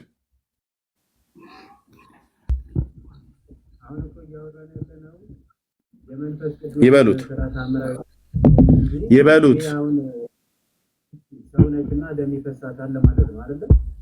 ይበሉት፣ ወደዚህ ተጠግተው ይበሉት። ችግር የለም። እሺ ምንድን ነው ያሉን? ደም ይፈሳታል ነው። የምን አይነት ደም የሚለውን ግን አሁንም አልመለስኩም። ቆይ አድምጡ። ይፈሳታል አይፈሳትም ነው ያልኩት እኮ። የምን ደም ነው የሚፈሳት ነው? የከርከሯ አልሎትም። የሰው ደም ነው እንጂ ይፈሳታል አይፈሳትም? እሺ ይፈሳታል አይፈሳትም? እሺ አይበሉኝ። እሺ ይፈሳታል። ሴት በምትወልድ ሰዓት ላይ ህፃኑ ባለበት እንግዲህ ልጅ የሚባለው ሳለ የለም። እሱን እንግዲህ ይሄ የሰው እንትን አይደለም፣ ከሰው የተለየ ነው። ማርያም ሰው አይደለችም። ማርያም ሰው አይደለችም አይደል? ኢየሱስም ሰው አይደለም አይደል? እየነገሩ የወለደችው አምላክ ነው። የሰውን ተፈጥሯዊ ባህሪ ገንዘቡ ሲያደርግ ከኃጢአት በስተቀር በነገር ሁሉ ወንድሞቹ ሊመስለው ተገብቶታል ብለዋል። እንግዲህ ልጅ አለ የለም? እሱን እኔ አላውቅም። እኔ በጊዜው እንትን አላ ይሄ የታምር ስራ ነው። እሺ አያውቁም። ማርያም ቅዱስ ስራ ነው። ያድምጡኝ። እሺ ማርያም ድንግል ሴት ሆና ነው አይደል የጸነሰችው? ድንግል ሴት ሆና ነው የጸነሰችው? ድንግል ሴት ማለት ከማንም ጋር ከወንድ ጋር አልተኛችም። አዎ ድንግል ነበረች። ጌታችን ሲወለድ በማህፀኗ ነው የተወለደው። ማህፀኗን ከፍቶት ይወጣል አይደል? ድንግል የሆነችዋ የማህፀኗ ቀዳዳ አልተከፈተም ማለት ነው። ሲወጣ ግን ይከፍተዋል አይደል? እንዴት እንደተወለደች አሁን እኛ ይሄንን የምንሰጠው ለእግዚአብሔር ነው። ገባል? ምክንያቱም እሱ ሰጠን። ቀሲስዬ እሱ ሰጠን። ለእግዚአብሔር ምናምን ነገር ብሎ መደበቅ የለም። እሱ ሰጠን እኮ መድኃኒዓለም። ይሄንን እግዚአብሔር የሚሳነው ነገር የለም። ፍጡርን አልወለደችም። እሱ ሰጠን። ለእግዚአብሔር የሚባል ነገር የለም። ለእሱ ሰጠን። እንዴ ጽፎት አስቀድሞ እኮ ጌታ ጽፎታል። ሰጠን እኮ ቆየ። በሙሴ በኩል ሰጠናል። ኦኬ። ስለዚህ በማህፀኗ ቀዳዳ ነው አይደል የሚወጣው ጌታ ሲወጣ አለ እንደዛ የሚልሽ የሰጠን ካልከ አንብበህ ከሆነ ንገረኝና እኔም ልምላምበው። ችግር ተወልዷል ብለው አሉኝ። ቅድም በማህፀኗ ነው ብዬ ስለወጥ አዎ አሉኝ እኮ መጽሐፍ ቅዱስ ላይ አለ አልከኝ አይደል? ሰጠን ምን ችግር አለ? ያድምጡኝ። እኔ እርሶ በመጀመሪያ ልትጠይቁት አይወጣም ወይ ይወጣል ብለው ካሉኝ በኋላ ሰጠውታለሁ። እኔ መረጃ ችግር የለብኝም። ድንግል ሴት ናት። ልብ በሉ። ጸንሳ የተገኘችው ከወንድ አይደለም።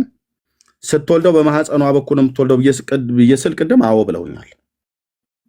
ሲወጣ የማህፀኗን ቀዳዳ ተጠቅሞ አይደል የወጣው ህፃኑ ሲወለድ ጌታ።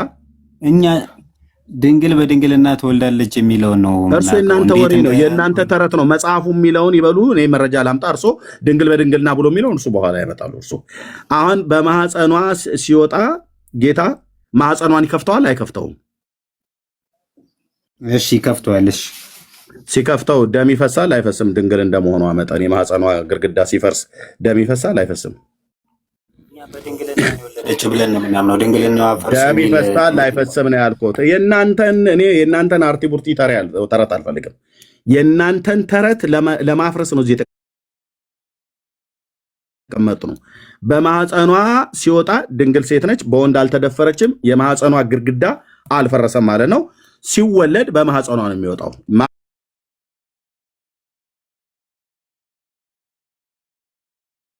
እንዳለ ይሄው። ስለዚህ ስጠኛ ማስረጃ። ዘፍጥረት መጽሐፍ ማለት ዘጸአት መጽሐፍ ምዕራፍ 13 ቁጥር 1 እግዚአብሔርም ሙሴን እንዲህ ብሎ ተናገረው፣ በእስራኤል ልጆች ዘንድ ከሰው ከእንስሳም ማዕፀንን የሚከፍት በኩር ሁሉ ለእኔ ቀድስልኝ የኔ ነውና አለ። ማዕፀንን ምን የሚል ቀሲስ የሚከፍት ይላል። ይሄ ታዲያ አሁን ከድንግል ማርያም ጌታችን ሲወለድ የማርያምን ማህፀኗን ከፍቶታል አልከፈተውም? በኩር እንደመሆኗ በኩር ልጇ እንደሆነ ይኸው የሚከፍት በኩር ነው ያለ። በኩር ማለት የመጀመሪያ ልጅ ማለት ነው። ኦኬ። ስለዚህ እውነት ነው እኮ በምን አይነት ያድመጡ አይደለም አልወለደችው ማለት ነው። በምን አይነት መንገድ ተወለደ ሚሊዮን ቀሲስዬ አምጣ ነው የወለደችው። እኛ አይልማ መጽሐፍ ቅዱስ እኮ አይልማ። እሺ አምጣ ወለደች አይልም? አይልማ። እኛ ጋር የሚለው ድንግል በድንግልና ተጸንሳለች ትወልዳለች ነው። ኢሳይያስ 7:14 ላይ እንግዲህ ቴንኪዩ። አመጣ ወለደች አይልም። የነሱ መጽሐፍ ማለፊያ ነው።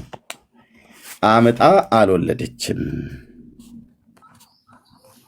እመቤታችን በጭንቅ በምጥ ይሄ የለባት። የሔዋን ባህሪና በሔዋን ላይ የደረሰ መርገም በእመቤታችን ላይ ደርሷል ብለን እኛ እናምን። ያለ ምጥ ነው አይደል የወለደችው? አዎ ያለ ጻር ኦኬ ነው የወለደችው። ቀሲስዬ እዚህ አንድ ጥያቄ አለ። እሱን ሲጠይቁ መልሱልኝና አንድ የቸገረችኝ ጥቅስ አለች። ጴንጤዎቹም ትንሽ ግራ እያጋቡኝ ስለሆነ በሱ ጥቅስ እዚህ ራእይ መጽሐፍ ምዕራፍ 12 ላይ ስለ ማርያም ነው አይደል የሚናገረው 12 የከዋክብት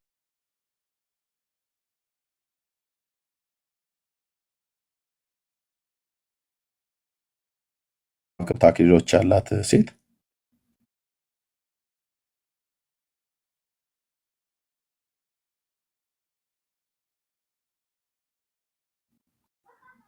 እሺ ስለ ማርያም ነው የሚናገር። አዎ በትርጓሜ በእኛ ቤተክርስቲያን ስለ ድንግል ማርያም ነው። እሺ በትርጓሜው ቁጥር 2 ላይ ግን ቀሲስዬ እርሷም ጸንሳ ነበር፣ ምጥም ተይዛ ልትወልድ ተጨንቃ ጮኸች ይላል። ይህም ለማርያም ስለሆነ ለከዲጃ አይደለም። ይሄኛው ለማርያም ይሄኛው ለከዲጃ አያደርጉትም። ይኸው ታዲያ እርሷም ጸንሳ ምጥ ተይዛ ልትወልድ ተጨንቃ ጮኸች ይላል። ለማርያም ማለት ነው። እርሶ አላመጠችም ብለው ሲሉ ቤተክርስቲያኒቱ የራእይ መጽሐፍ ምዕራፍ 12 ቁጥር 2ን ጠቅሳ ከአንድ ጀምሮ በሙሉ ይሄን ስተረጉመው እርሷም ተይዛ ምጥ ተጨንቃ ጮኸች። ስለዚህ ዘጋኑ ማለት ነው። ይማረን ነው ይሳለ ይሄው ምጥ ተይዛ ምጥ አለባት ለማለት ነው። እሺ ምጥ ተይዛ ቤተክርስቲያኒቱ ምጥ ተይዛ ተጨንቃ ጮኸች ይላል። አለቀ። እግዚአብሔር ያክብርልን ቀሲስ እንደዚህ እውነቱን ሲናገሩ። ስለዚህ ይሄንን አመጣ አልወለደችም ብለው ያሉትን አመጣ እንደወለደች ቤተክርስቲያኒቱ ይሄው ቁጭ አድርገዋለች ማለት ነው። እግዚአብሔር ሁሉም አንተ ያነሳውን ለራስ እየተረጎምኩ ወደ ቀደመ ነገራችን እንመለስ ቀሲስዬ፣ ህዝቡም እንዳይደህ አሁን አንተን ሀሳብ ለመከልከል ሳይሆን ቤተክርስቲያኒቱ ራእይ መጽሐፍ ምዕራፍ 12ን ከቅድስት ድንግል ማርያም ጋር አገናኝታ ትተረጉመዋለች። ስለዚህ በዛ ክፍል ውስጥ የትኛው እኮ የምትተረጉመው ሁሉንም እኮ አይደለ። አሁን ምዕራፍ 12 ሁሉንም ነው የምትተረጉመው እኮ ማለት አይደለ። እሺ ስለዚህ እንደዚህ ተረጉመው። እሺ ይሄንን ቤተክርስቲያኒቱ ለማርያም ነው አይደል የምትተረጉመው?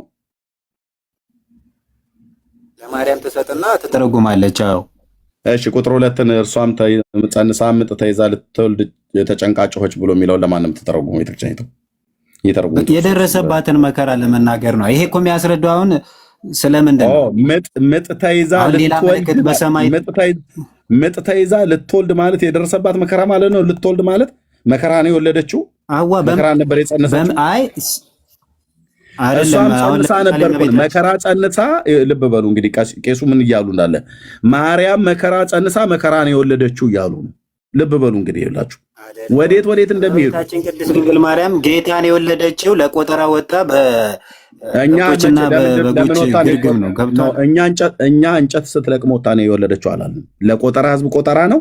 አሁን ዋናው ምጥ ተይዛ ልትወልድ ተጨንቃ ጮኸች ብላለች ቤተክርስቲያኒቱ። ይህንን ለማርያም ስትተረጉሙ ይፈርሳል ማለት ነው። ስለዚህ እዚህ ክፍል ላይ ምጥ ተይዛ ልትወልድ ተጨንቃ ጮኸች ይላል። ኦኬ ይሄንን ለማርያም ነው ብሎ ብላችሁ ትላላችሁ። ሁሉ አይቅርብን ነው እናንተ ቤት ትርጓሜው። ታምረ ማርያም ላይ ደግሞ ምን እንደሚል አሳየውታ ቀሲስዬ እንደው ከመጡ አይቀር በምዕራፍ 12 ላይ ነው አይ ቲንክ። እሺ በእንተ ኪዳነ ምሕረት ላይ ነው የትኛው ላይ ነው? ታምረ ማርያም ያለ ምጥ በወለድኩ ጊዜ ብላ ትላለች። ስለዚህ እናንተ ማርያም አለየላትም። አንዴ በምጥ ነው፣ አንዴ ያለ ምጥ ነው የወለደችው። ሁለቱም ከቤተክርስቲያናችሁ መጽሐፍትና ከትርጓሜ የተገኙ።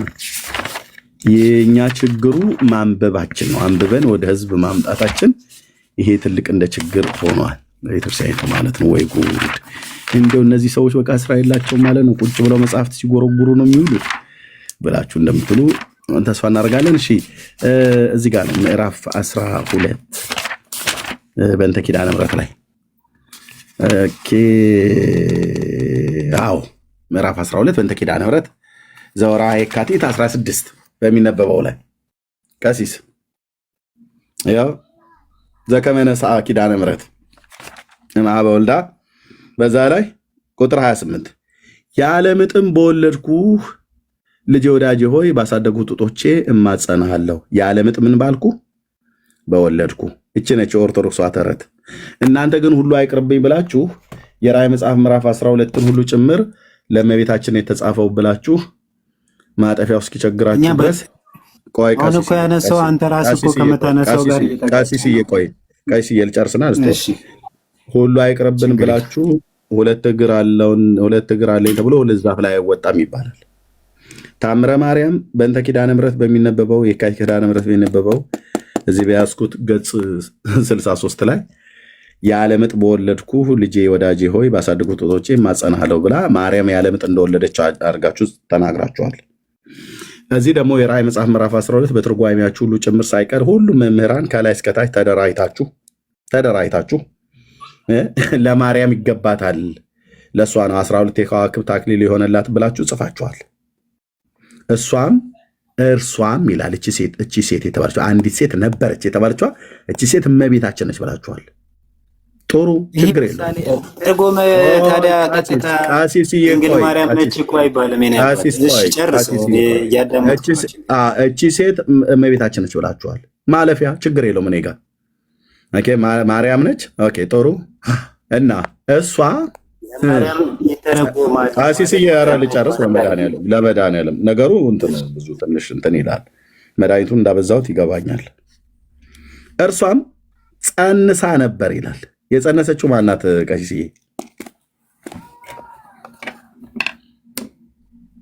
ማነች የጸነሰችው? አንተ ተርጉም ላይ አንተ እኮ ነው። በእኔ ተርጉምማ ከሆነ ማርያም ነች ብለው አላሉኝም እንዴ? ቁጥር አንድ ቅድም እኮ ቁጥር አንድ የሚተረጎመው ለድንግል ሁሉም እኮ ይተረጎማል ማለት አይደለም። ሁለተኛ የሚተረጎምበትን መንገድ አንተ አይደለም አሁን የምትፈተው። እሺ አንዲት ሴት ነበረች ብላ ያለችዋን ማርያም ነች ብለው ካሉኝ ዘንዳ ለምንድን ነው እሷም ጸንሳ ነበር ብሎ የተጻፈው? ለማን ነው ብለህ ነው አንተ የምታስበው? አሁን ትርጉሙን እኔ ለማንም አልልም። ይሄን ጉዳይ እኔ ደጋግሜ ረጅም ዘመን አልናገርም። ለምን አልናገረው? ረጅም ዘመን አስተምሬያለሁ። ዲቤት ጥሪ ሁሉ ጠርቻለሁኝ። ቄሶቹን መምህር አንድ የመጣ የለም። ራእይ መጽሐፍ ምዕራፍ 12 እዚህ ያላችሁ ሰዎች ምን ያህል ዘመን እንዳስተማርኩት ታውቃላችሁ። ምዕራፍ 12 ሙሉ በሙሉ 17ቱንም ቁጥር በትኜ ነው ያስተማርኩትኝ። ኦኬ እርሱ አሁን ማርያም ነች ብሎ ስላሉኝ እኔ አልጣላሁትም። አሁን የራእይ መጽሐፍ ምዕራፍ 12 እንነጋገርበት አይደለም።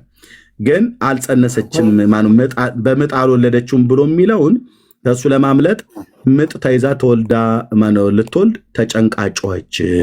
ከዛስ ሌላ ምልክት በሰማይ ታየ። ታላቅ ቀይ ዘንዶ 7 ራሶች 10 ቀንዶች 7 ራሶችና ዘውዶች አሉት አለ። ከዛ ጅራቱም የሰማይ ከዋክብትን ሂሳብ ወደ ምድር ጣላቸው። ዘንዶም ሴቲቱን በወለደ ጊዜ ሕፃኗ ሊበላ ልትወልድ ባላት ሴት ፊት ቆመ ይልካል። በኋላ አሕዛብን ሁሉ በብረት በትር ይገዛቸው ዘንድ ያለውን ወንድ ልጅን ወለደች ይላል። ማርያም ነች አይደለ ቀሲስ? አሕዛብን በብረት በትር ይገዛቸው ዘንድ ያለውን ልጅ የወለደችው ማርያም ነች አይደል? ለድንግል ማርያም ተሰጥቶ ይተረጎማል እንደየክፍሉ ማለት ነው። በቃ እኮ ስለዚህ እሷ ነች አይደል የወለደችው? የእሷ ልጅ ነው። እሺ ኦኬ የእሷ ልጅ ነው አይደል? እሺ ስለዚህ ይሄ ልጇን ስትወልድ አመጣ ተጨንቃ ጮኻለች ይላል። ስለዚህ ቅድሙ ሙግቶትን አፈረስኩ። እኔ ዋናው ማፍረሱ የምፈልገው እንደዚህ ከፈረሰ በኋላ ራእይ ምዕራፍ 12 በሌላ ጊዜ እንመጣለን። ስለዚህ ምን አለ? አመጣ ነው የወለደችው ማለት ነው። አመጣ ተጨንቃ አመጣ ተጨንቃ ስጮህ የማህፀኗን ግድግዳ ይፈርሳል አይፈርስም? ይከፈታል አይከፈትም? ዘጸአት መጽሐፍ ምዕራፍ 13 ላይ ታላቁ ነቢይ ሙሴ እንደተናገረው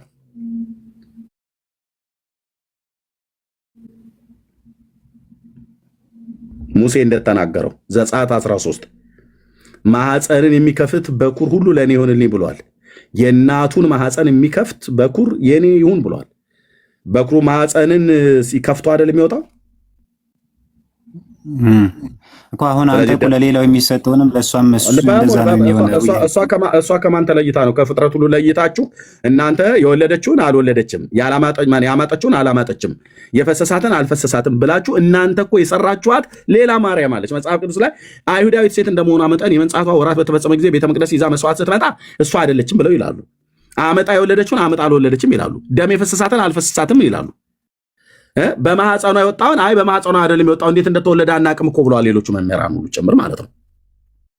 ኦኬ አሁን እኔ ልመልስ ያንተን ሐሳብ ከጨረስ እኔ ልመልስ። ጌታ በማህፀኗ ነው የተወለደው ብዬ ስለወት ቅድም አዎ ብለውኛል። አዎ በማህፀኗ ሲወለድ ማህፀኗን ከፍቶ ነው የወጣው ማለት ነው። እርሶ ጭንቅ ቃሎት እንጂ ላብላ ባሎት እንጂ መጽሐፉ ምን እንደሚል አሳዩታ። ዘጸአት መጽሐፍ ምዕራፍ 13 ታላቁ ነቢይ ሙሴ እንዲህ ብሎ ተናግሯል። እግዚአብሔር በባሪያው በኩል እንዲህ ብሎ ነግሮናል። እግዚአብሔርም ሙሴን እንዲህ ብሎ ተናገረው፣ በእስራኤል ልጆች ዘንድ ከሰውም ከእንስሳም ማዕፀንን የሚከፍት በኩር ሁሉ ለእኔ ቀድስልኝ የኔ ነው ብሏል። እንስሶችም ልጆቻቸውን ሲወልዱ የመጀመሪያ ልጆቻቸውን ሰውም ሲወልድ ማዕፀናቸውን ይከፈታል ማለት ነው። እንደውም እንስሶች ከእንስሶች ጋር ተገናኝተው ስለሆነ የሚጸንሱት ቀድሞ እንደውም ሊከፈት ይችላል። ሊከፈት የሚችለውን ያህል ማለት ነው። እንስሳው ሲያጠቃት ሊከፈት የሚችለውን ያህል ይከፈታል። ሌሎችም ሴቶች ሰው ማለት ነው ከባሎቻቸው ጋር በግብረ ስጋ ግንኙነት ሲገናኙ ከባሎቻቸው ጋር በሚተኙ ሰዓት ላይ የማህፀናቸው ግርግዳ ይፈርሳል ማለት ድንግልናቸው ይፈርሳል ማለት ነው። በባላቸው በኩል ይፈርሳል ማለት ነው። ኦኬ የማርያም ግን በባሏ በኩል እንዳንል ከዮሴፍ ከጮኛዋ ጋር እንዲህ አይነት ነገር አታውቅም። እነዚህም ከባሎቻቸው ጋር ተኝተው ከባሎቻቸው ጋር ግብረ ስጋ ግንኙነት አድርገው የጸነሱም የሚወልዱት የመጀመሪያ ልጃቸውን በማህፀናቸው በኩል ነው። ስለዚህ በማህፀናቸው በኩል ሲወልዱ ማህፀን ይከፈታል። ድንግልናን ማጣት ብቻ ሳይሆን የማህፀን ግርግዳ ይፈርሳል ማለት በደንብ ይሰፋል ማለት ነው። እንዴ እዚሁ ቁጭ ብለው እግዚአብሔር ያድምጡኝ። እዚሁ ቁጭ ብለው እናቶች እንደዛ በሚያመጡ ሰዓት ላይ ደም ይፈሳቸዋል አይፈሳቸውም? ይፈሳል። ማርያም ጋር ሲሆን ለምን ነው የማይፈሰው? እናንተ መጽሐፍ የማይለውን ከመጽሐፍ በላይ አድርጋችኋት፣ ከህግ በላይ አድርጋችኋት፣ የእግዚአብሔርን ህግ ጥላችሁ፣ የእግዚአብሔርን ህግ ጥሳችሁ፣ የእግዚአብሔርን ቃል አቃላችሁ። የእናንተ ማርያም ደም የማይፈሳት፣ የእናንተ ማርያም ኃጢአት የማያውቃት። እንዴት አይነት እኮ ቀልድ እኮ እንደሚቀለዱ ወንድሞቼ እናቶቼ፣ እንዴት አይነት ቀልድ እንደሚቀለድ። የእነሱ ማርያም ኃጢአት አያውቃትም። የእነሱ ማርያም ደም አይፈሳትም። የእነሱ ማርያም ከህግ በላይ ነች። የእነሱ ማርያም አሁን እንደው ርዕሳችን አይደለም እንጂ ዓለም ሳይፈጠር አስቀድሞ እኮ የነበረች ናት። ስለዚህ የጌታችን እናት ጌታዬን ስትወልድ ኦኬ በማህፀኗ ነው የወለደችው። ማህፀን ተከፍቶ ነው የወጣው። ስለዚህ በማናቸውም ሴቶች የሚደርስ ነገር ደርሶባታል።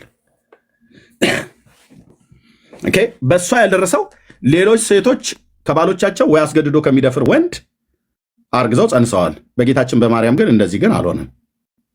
በጌታችን እናት በማርያም ግን እንደዚህ አልሆነም። ኦኬ በጌታችን እናት በማርያም ግን እንደዚህ ሌሎች ወንዶች አስገድዶ በሚደፍራት ወይ በዮሴፍ በጮኛ እንደዚህ አልሆነም። ስለዚህ ቀደም አንጽሖ ስጋ ብሎ የሚለውን አንጽሖ ስጋ ብሎ ወይ ደግሞ አነጻት ብሎ የሚለውን የአዳም መርገም የለባትም ብለው አሉ። የአዳም መርገም ከሌለባት ህጉ የሚጠይቃትን መስዋዕት ማቅረብ አይጠበቅባትም ማለት ነው። ስለ መንጻቷ ሴቶች የሚያቀርቡትን መስዋዕት ማቅረብ አይጠበቅባትም ነበር ማለት ነው። ይሄ ደግሞ እንዳይሆን ማርያም አቅርባለች። 2 ዋኖስ ከእርግብ ጫጩቶች ጋራ ይዛ ሄዳለች። ህጉን ሰሚታረግ ነበር ማለት ነው። እና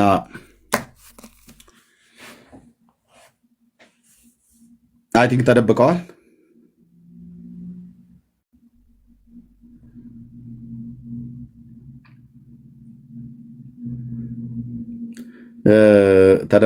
እሺ ዳጊ የምትሉት ነገር ካለ በሉና፣ ቤካ ወንድምነት እህትየው፣ እኔም ጨርሳለሁ። ወንድምነት ከከፈተ መክፈት ይችላል። አይሰማም እንዴ? አይ አይሰማም ነበር። ቀሲስ ተደብቀው ነበር እኮ። የት ሄጄ ይደበቃል? እሺ አይ ወደ ውስጥ እየሰጠኝ አይደለም። መጽሐፍ ካነበቡ ወደዛ ለእኛ ተጋርዶ ነበር። ዳታ ስለሆነ ነው። ችግር የለው። ችግር የለው። ዞሮ ዞሮ ምንድነው እኛ ቤተክርስቲያናችን ራእየ ዮሐንስን ቀጥታ ዳይሬክት ለእመቤታችን ትሰጣለች አይደለም። በትርጉም ግን ለእመቤታችን ተሰጥቶ ይተረጎማል። ትክክል ነው። አስቀድሞ ቀጥታ የሚተረጎመው ማነው የተነገረው ለእስራኤል ነው በሚል ነው ቤተክርስቲያን የምታምነው። ግን ወደ ትርጓሜው ስንመጣ አዎ ለእመቤታችን ቅድስት ድንግል ማርያም እናንተ ጋር ተሰጥቶ ይተረጎማል። ሁሉ እኮ አይቅርብኝ ነው ቀሲስ። እናንተ ጋር ትልቁ ችግር ይኸውላችሁ፣ በአንደኛው እንዳያዙ ለሁሉም ይሰጡታል። እንደ አክርማሳር እንኳን 2 ቦታ ነው የሚሰነጠቀው። እኔ ኮፍያ ምናምን ነገር ገጠር ስላደኩኝ እረኛ ስለሆንኩ ኮፍያ እንሰራ ነበር። የሳር ግቻ ምናምን ነገር ወይ ደግሞ ስንደዶ ወይ አክርማ ሰንጥቀን ማለት አክርማ እንኳን ለ2 ነው የሚሰነጠቀው። እናንተ እኮ አንዱን ቃል ስንት ቦታ ነው እኮ የምሰነጣጠቁት? ስንት ቦታ። ስለዚህ የራዕይ መጽሐፍ ምዕራፍ 12 ለማን ነው ተብላችሁ ስትባሉ አንድም ለእመቤቴ፣ አንድም ለወላዲቴ፣ አንድም ለከምባታ፣ አንድም ለሀዲያ ነው ብላችሁ የምትሉት። እንዲህ አይነት ትርጉም የለም። ቀጥታ ስተረጉሙት 12 የከዋክብት አክሊል የሆነላት ማርያም ነች ብላችኋል። በቃ አለቀ። ስለዚህ እሷም ደግሞ ምጥ ተይዛ ተጨንቃ ልትወልድ ጮህ ይችላል። እርሶ ቅድም አልጮኸችም አላመጠችም ብለው ለማለት ማለት ነው። አዩ አሁን ይሄንን ሁሉ የምትሄዱት ማርያም ደም የማይፈሳት፣ ማርያም የማታምጥ፣ ማርያም ኃጢአት የማትሰራ፣ ማርያም በቃ በሁሉ ነገር እንከን የማይገኝባት፣ ማርያም የማትራብ የማትጠማ። እንዴ ብፁዕ አቡነ ማናቸው የሚባሉት የሊቃውንት ጉባኤ ሰብሳቢ ማናቸው? በግ የቀበሩት ሰውዬ ዳጊ በጣም ይወዳቸዋል ይመስለኛል። ነገር ልፈልግ ብዬ እኔም ወዳቸዋለሁ። በእርግጥ ማናቸው? ብፁዕ አቡነ እንድርያስ እሳቸው እኮ እህል ስትበላ እኮ አትጸዳዳም ነበር እመቤቴ ብለዋል። ለምን መለኮቱ ያቃጥለው ነበር ብሎ እጅ እግር የሌለው ተረት ሲያወሩ ነበር እኮ። በሳማ ነበር ብሉይ ኪዳን ቢሆን ኖሮ መቀመጫቸውን መግረፍ እሳቸውን ጥሩ አድርጎ በእውነት በሳማ እንኳን አልነበረም። እዛ በሙሴ ሕግ 40 ግርፋት በጠፍር ነበረ የሚያጨሱት ማለት ነው። ሙላው እስኪወልቅ ድረስ አጋድመው ፂም አለ ሽበት አለ የለም አይሰራም። የእግዚአብሔርን ሕግ የጣሰ 2 ፀጉር አይደለም 6 ፀጉር በቅል አጋድመው ይለበልቡት ነበር። ግን አዲስ ኪዳን ላይ ሆነ።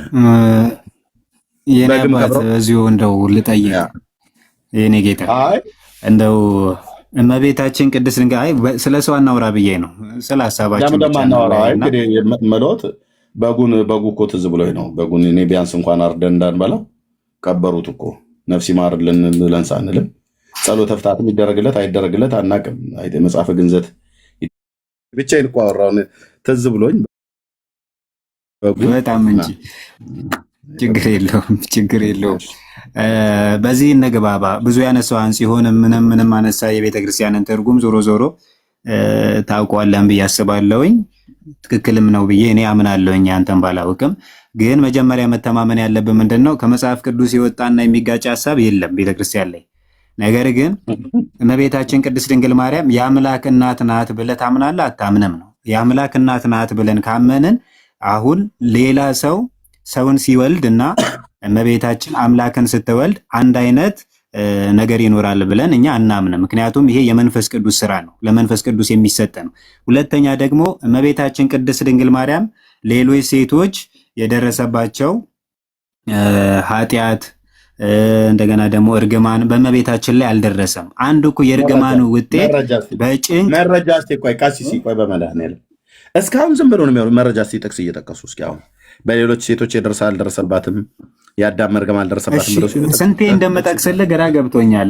እናንተችን ጥቅስ አትወዳትም። እሺ መከራ አልደረሰባትም ለሚለው ከፈለክ ደግሞ እሺ መጽሐፈ መክብብን እስቲ አንሳ። መጽሐፈ መክብብ መርገም እንዳልደረሰባት ጥቅስ ይጥቀሱ። እሺ ችግር የለም። አዳም የመጣ በደልና ኃጢአት እንዳልደረሰባት የሚያሳይ ጥቅስ ያው የፈረደበት ሉቃስ ወንጌል ነው አይደል?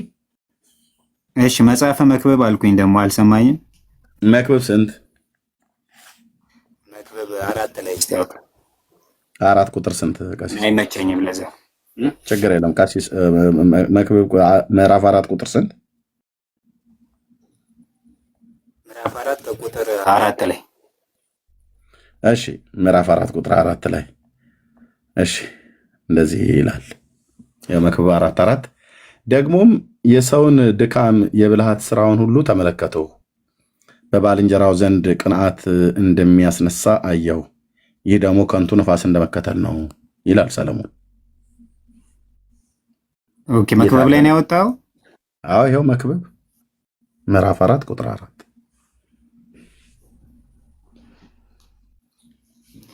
እሺ እኔ አወጣዋለሁ፣ ችግር የለውም ካልሆነ ቆይ እንዴ ምዕራፍ 4 መክብብ ምዕራፍ 4 ቁጥር 4 እኮ ነው ያሉኝ። ቀሲስ ከየት ያወጣው? ችግር የለውም እንትኑን መኃልየ ዘሰሎሞን ተሰጥቶ ይተረጎማል ስለ ተቀብላል። አሁን ተቀብያለሁ አልተቀበልኩም አላልኩም። እዛ በዛ መሰረት ምጥ ተይዛ መጨነቋና መጮኋን አረጋገጠን። እርሶ ቅድም ምጥ የራስዎት እኮ ቃል ነው። እዚህ ምጥ የለባትም ብለው አሉኝ።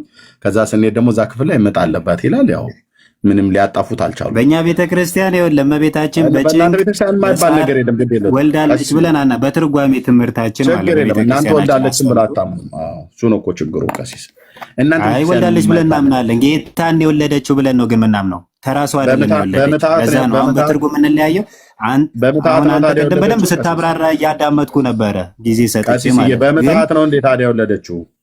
ወልዳለች እኮ ብቻ አይደለም፣ በምትሃት ነው የወለደችው። ያለ ምጥ ነው የወለደችው፣ በምጥ ነው የወለደችው። ይሄኛው ያለ ምጥ ድንግልና ትወልዳለች ነው የሚለው መጽሐፉ። የለም መረጃ የለውም። ይሄው እንዴ ለምንድን ነው የሌለኝ? ትንቢተ ኢሳይያስ ያልኩ ነው እሱ ተቀበል። የሰለሞን ይሄ ለማን ነው? ለማርያም ነው አይደል? አዎ እመቤታችን በትርጉም ነው ያልኩ። በትርጉም ይሄ ለእመቤታችን ተሰጥቶ ይሄ ማለት አሁን ምንድነው እመቤታችን ነውር እንደሌለባት ኃጢአት እንደሌለባት አንድ ማስረጃ ነው።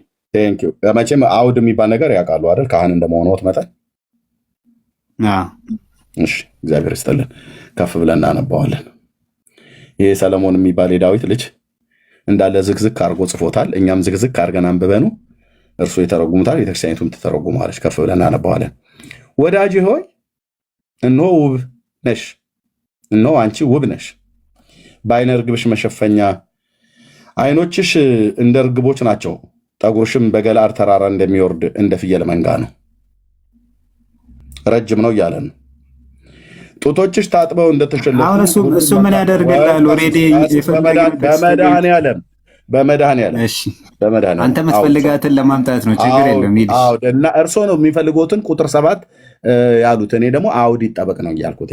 ጡቶችሽ ታጥበው እንደተሸለቱ ሁሉም መንታ እንደተወለዱ ከእነርሱም መካን እንደሌለባቸው መንጎች ናቸው ይላል። ጥርሶቿ ይሄ ሰለሞን የሚባል የተባረከ ሰው። ከንፈሮችሽ እንደ ቀይ ሐር ፈትል ናቸው፣ አፍሽም ያማረ ነው። በዓይነ ርግብ መሸፈኛሽ ውስጥ ጉንጭሽን ጀምረህ ወዴት ነው የምትሄደው? አንገት እያሉ ወዴት ነው የሚሄደው? ግን ቀፍፍ አላላችሁም? ለማርያም ስንተረጉመው ኦኬ ይቀጥሉታል። እርሶት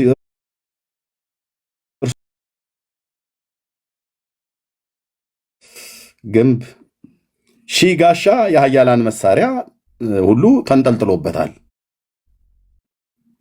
ሁለቱ ጡቶችሽ እግዚኦ መንታ እንደወለዱ በሱፍ አበባ መካከል እንደሚሰማሩ እንደሚዳቁ አገልገሎች ናቸው። ይተረጎማል። ይሄን ሁሉ ይተረጉምታል በኋላ ከማርያም ጋር እያገናኙ ማለት ነው። ቀኑ እስኪያልፍ ጥላው እስኪያርፍ ድረስ ወደ ከርቤው ተራራ ወደ ዕጣኑ ኮረብታ ሄዳለሁ ያላት ነው። ለምንድን ነው የምትነግራት ዳዊት ሰለሞን? ወዳጆ ሁለንተናሽ ውብ ነው፣ ነውርም የለብሽም አይቷል ማለት ነው አገላብጦ። ሙሽራዬ ሆይ ከሊባኖስ ከኔ ጋር ነኝ ይላታል። ሰለሞን ነገሩን ሁሉ አበለሻሸው። የኦርቶዶክስን ትምህርት አፈርደቼ ሊያስገጣው ነው። እንዴት እንዲህ አይነት ነገር ትጽፋለህ? እሱማ የጻፈው ለራሱ እጮኛ ነው፣ ለራሱ ሚስት ነው። ኦርቶዶክስ ግን በሴት አንቀጽ የተጻፈበት ለእመቤቴ ለወላዲቴ እያለች እየገባች ጭቃ ግርጓድ ውስጥ እየገባች እየቆመች ነው። የለሁበትም። እያንዳንዳችሁ አንዳችሁም እንዳትወጡ። እንሰማለን፣ እናደምጣለን። ሰለሞን ይሰብካል፣ ሰለሞን ይናገራል። እኛ የተናገረውን እንዳወረደ እናነባዋለን። ሙሽራዬ ሆይ ከሊባኖስ ከኔ ጋራ ነኝ። ከሊባኖስ ቤሩት እኮ ነው እያለ ያለው። ከሊባኖስ ከኔ ጋራ ነኝ። አንድ ጊዜ ተናግሮ እንኳን አልበቃውም። ከኤርሞን ራስ ከአንበሶች ማደሪያ ከነብሮች ተራራ ተመልከች እህቴ ሙሽራዬ ልቤን በደስታ አሳበድሽው። ምንድን ነው ያልከው ሰለሞን? ይሄንን ይተረጉሙታል ከመቤታችሁ ጋር እያገናኙ ማለት ነው። ቀሲስዬ ቁጥር 7ን ብቻ ተርጉሞማ እንዲህ ዝም ብሎ ለመቤቴ ለወላዲቴ ብሎ ማምለጥ የለም። ይተረጎማል። አውድ ኮንቴክስት ይጠበቅልን።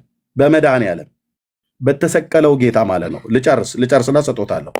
እህቴ ሙሽራዬ ልቤን በደስታ አሳበድሽው። አይ ላቭ ዩ እያላት እኮ ነው። ሃኒ እያላት ነው። አንድ ጊዜ በጡቶች በአይኖችሽና በአንገትሽ ድሪ፣ በአንድ ልብ በአንገትሽ ድሪ፣ በአንዱም ልቤን በደስታ አሳበድሽው። የ18 ዓመት በታች ያላችሁ ሰዎች በሙሉ ከዚህ ውጡ። ኦኬ፣ በሙሉ ውጡ። ቄሱ ቆስቁሰው የት እንደጨመሩ ነው ይልኝ።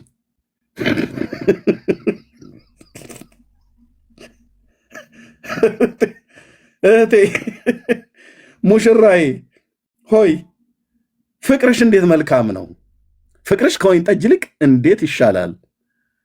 ቀምሷል ማለት ነው ሰለሞን። እንደወረደ ነው ማውራው ስልህ የመድኃኔዓለም ባሪያ ቀጥታ እንደወረደ ነው ማውራው። ፊቴና ዙሬ እንኳን ራሱ አላነበውም።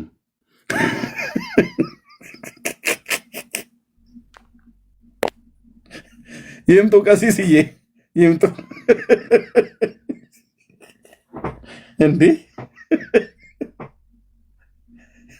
ቤካ ሂድ፣ በቃ ወደ ስራ ሂድ። ልጆች የሆናችሁ ውጡ።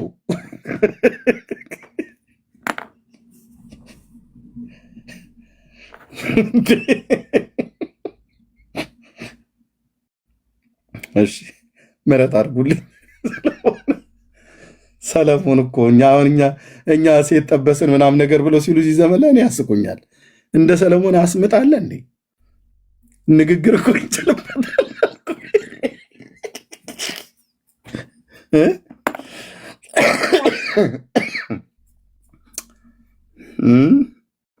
ከሊባኖስ ላመጣት ሴት ለፍቅረኛው የተናገረውን በእርግጥ ለክርስቶስ እና ለቤተ ክርስቲያን የተነገረ ነው ተብሎ ቢታመንም ግን ሶል የተናገረው አሳያለሁ። ከሊባኖስ ጎትቶ ያመጣትን አንድ አፍታ ብቅ ብዬ ሄጄ ላሳያችሁና ልምጣ።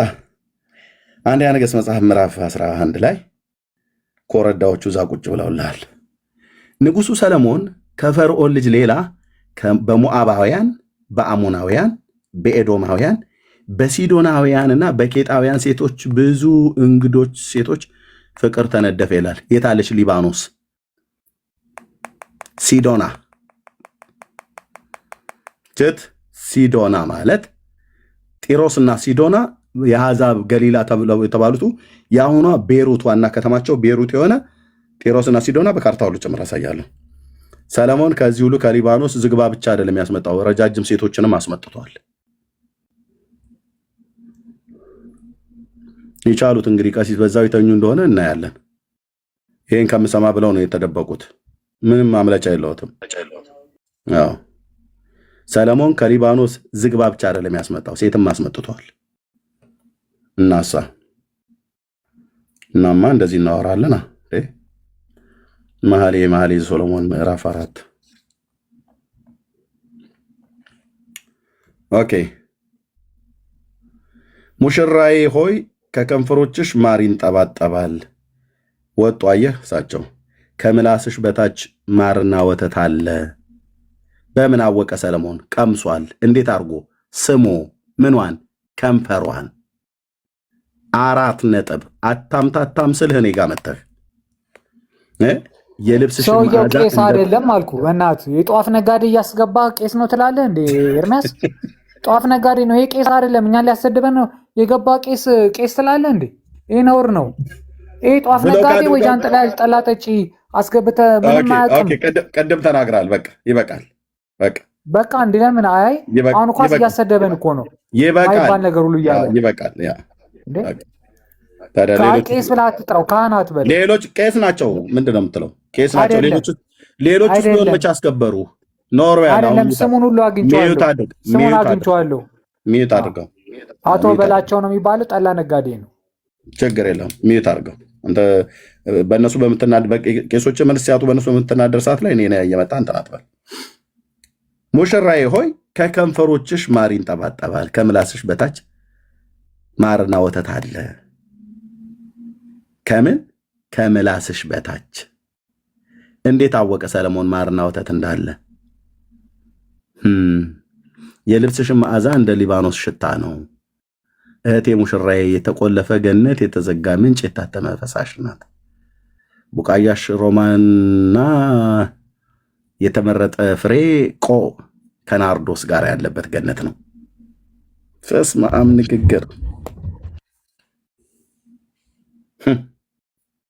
ከናርዶስ ቀጋጋ የሽቱ ሳርና ቀረፋ ከልዩ ልዩ ዕጣን ጋራ ከርቤና እሬት ከክቡር ሽቱ ሁሉ ጋራ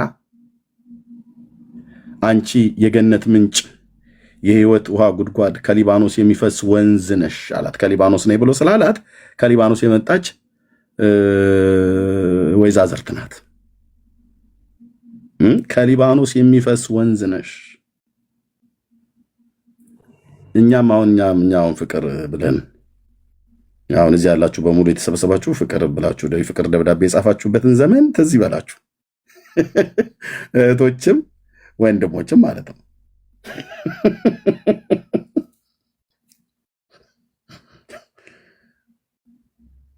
እንዲህ ሰለሞን ይጻፍ እንጂ ሰለሞን ይጻፍ፣ እኛ እናንብብ።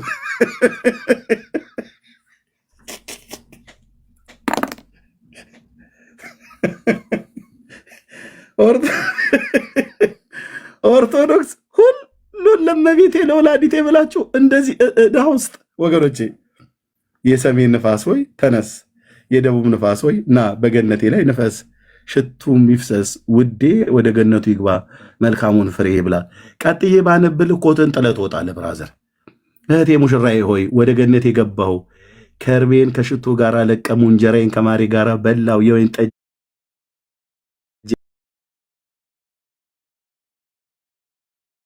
እኔ ተኝቻለሁ፣ ልቤም ነቅተዋል። የውዴ ቃል ነው። ብራዘር ይሄንን እናንተ ለማርያም የተመረጠ ብላችሁ የምትሉትን አንዴ መኃልየ ዘሰሎሞን መጽሐፍ ምዕራፍ 4 ቁጥር 7 ላይ ሁለንተናሽ ውብ ነው ነውርም የለብሽም ብሏልና ለማርያም ራእይ መጽሐፍ ምዕራፍ 12 ቁጥር 1 ላይ 12 የከዋክብት አክሊል የሆነላት አንዲት ሴት አለች፣ እችም እመቤቴ ናት ብለው ይለዋል። ጉዳዩ ዝቅ ብለህ ስታነበው ነው። ዝቅ ብለህ ስታነብ እውነት አልሽኝ። ኤርሚያስ በጣም መርዛም ነህ። ምን አለ እውነትን ብታስተምር? ከዚህ በላይ የበለጠ እውነት ምን አለ? መርዙን እየነቀልኩት ነው። የተረት መርዝ ሁሉን ለመቤቴ ለወላዲቴ ብላችሁ አበሳችሁን የምጠብሱ ማለት ነው። ኢየሱስ አይሻልህም? ዘላለማዊ ድንግል ትላለህ። ዘላለማዊ ድንግል ማርያም ዘላለማዊ ድንግል ብትሆን ለአንተ ለድነት አይጠቅምህ፣ አይጠቅምሽ። ለአንተም ለእኔም ላንቺም ማለት ነው አይጠቅምህም።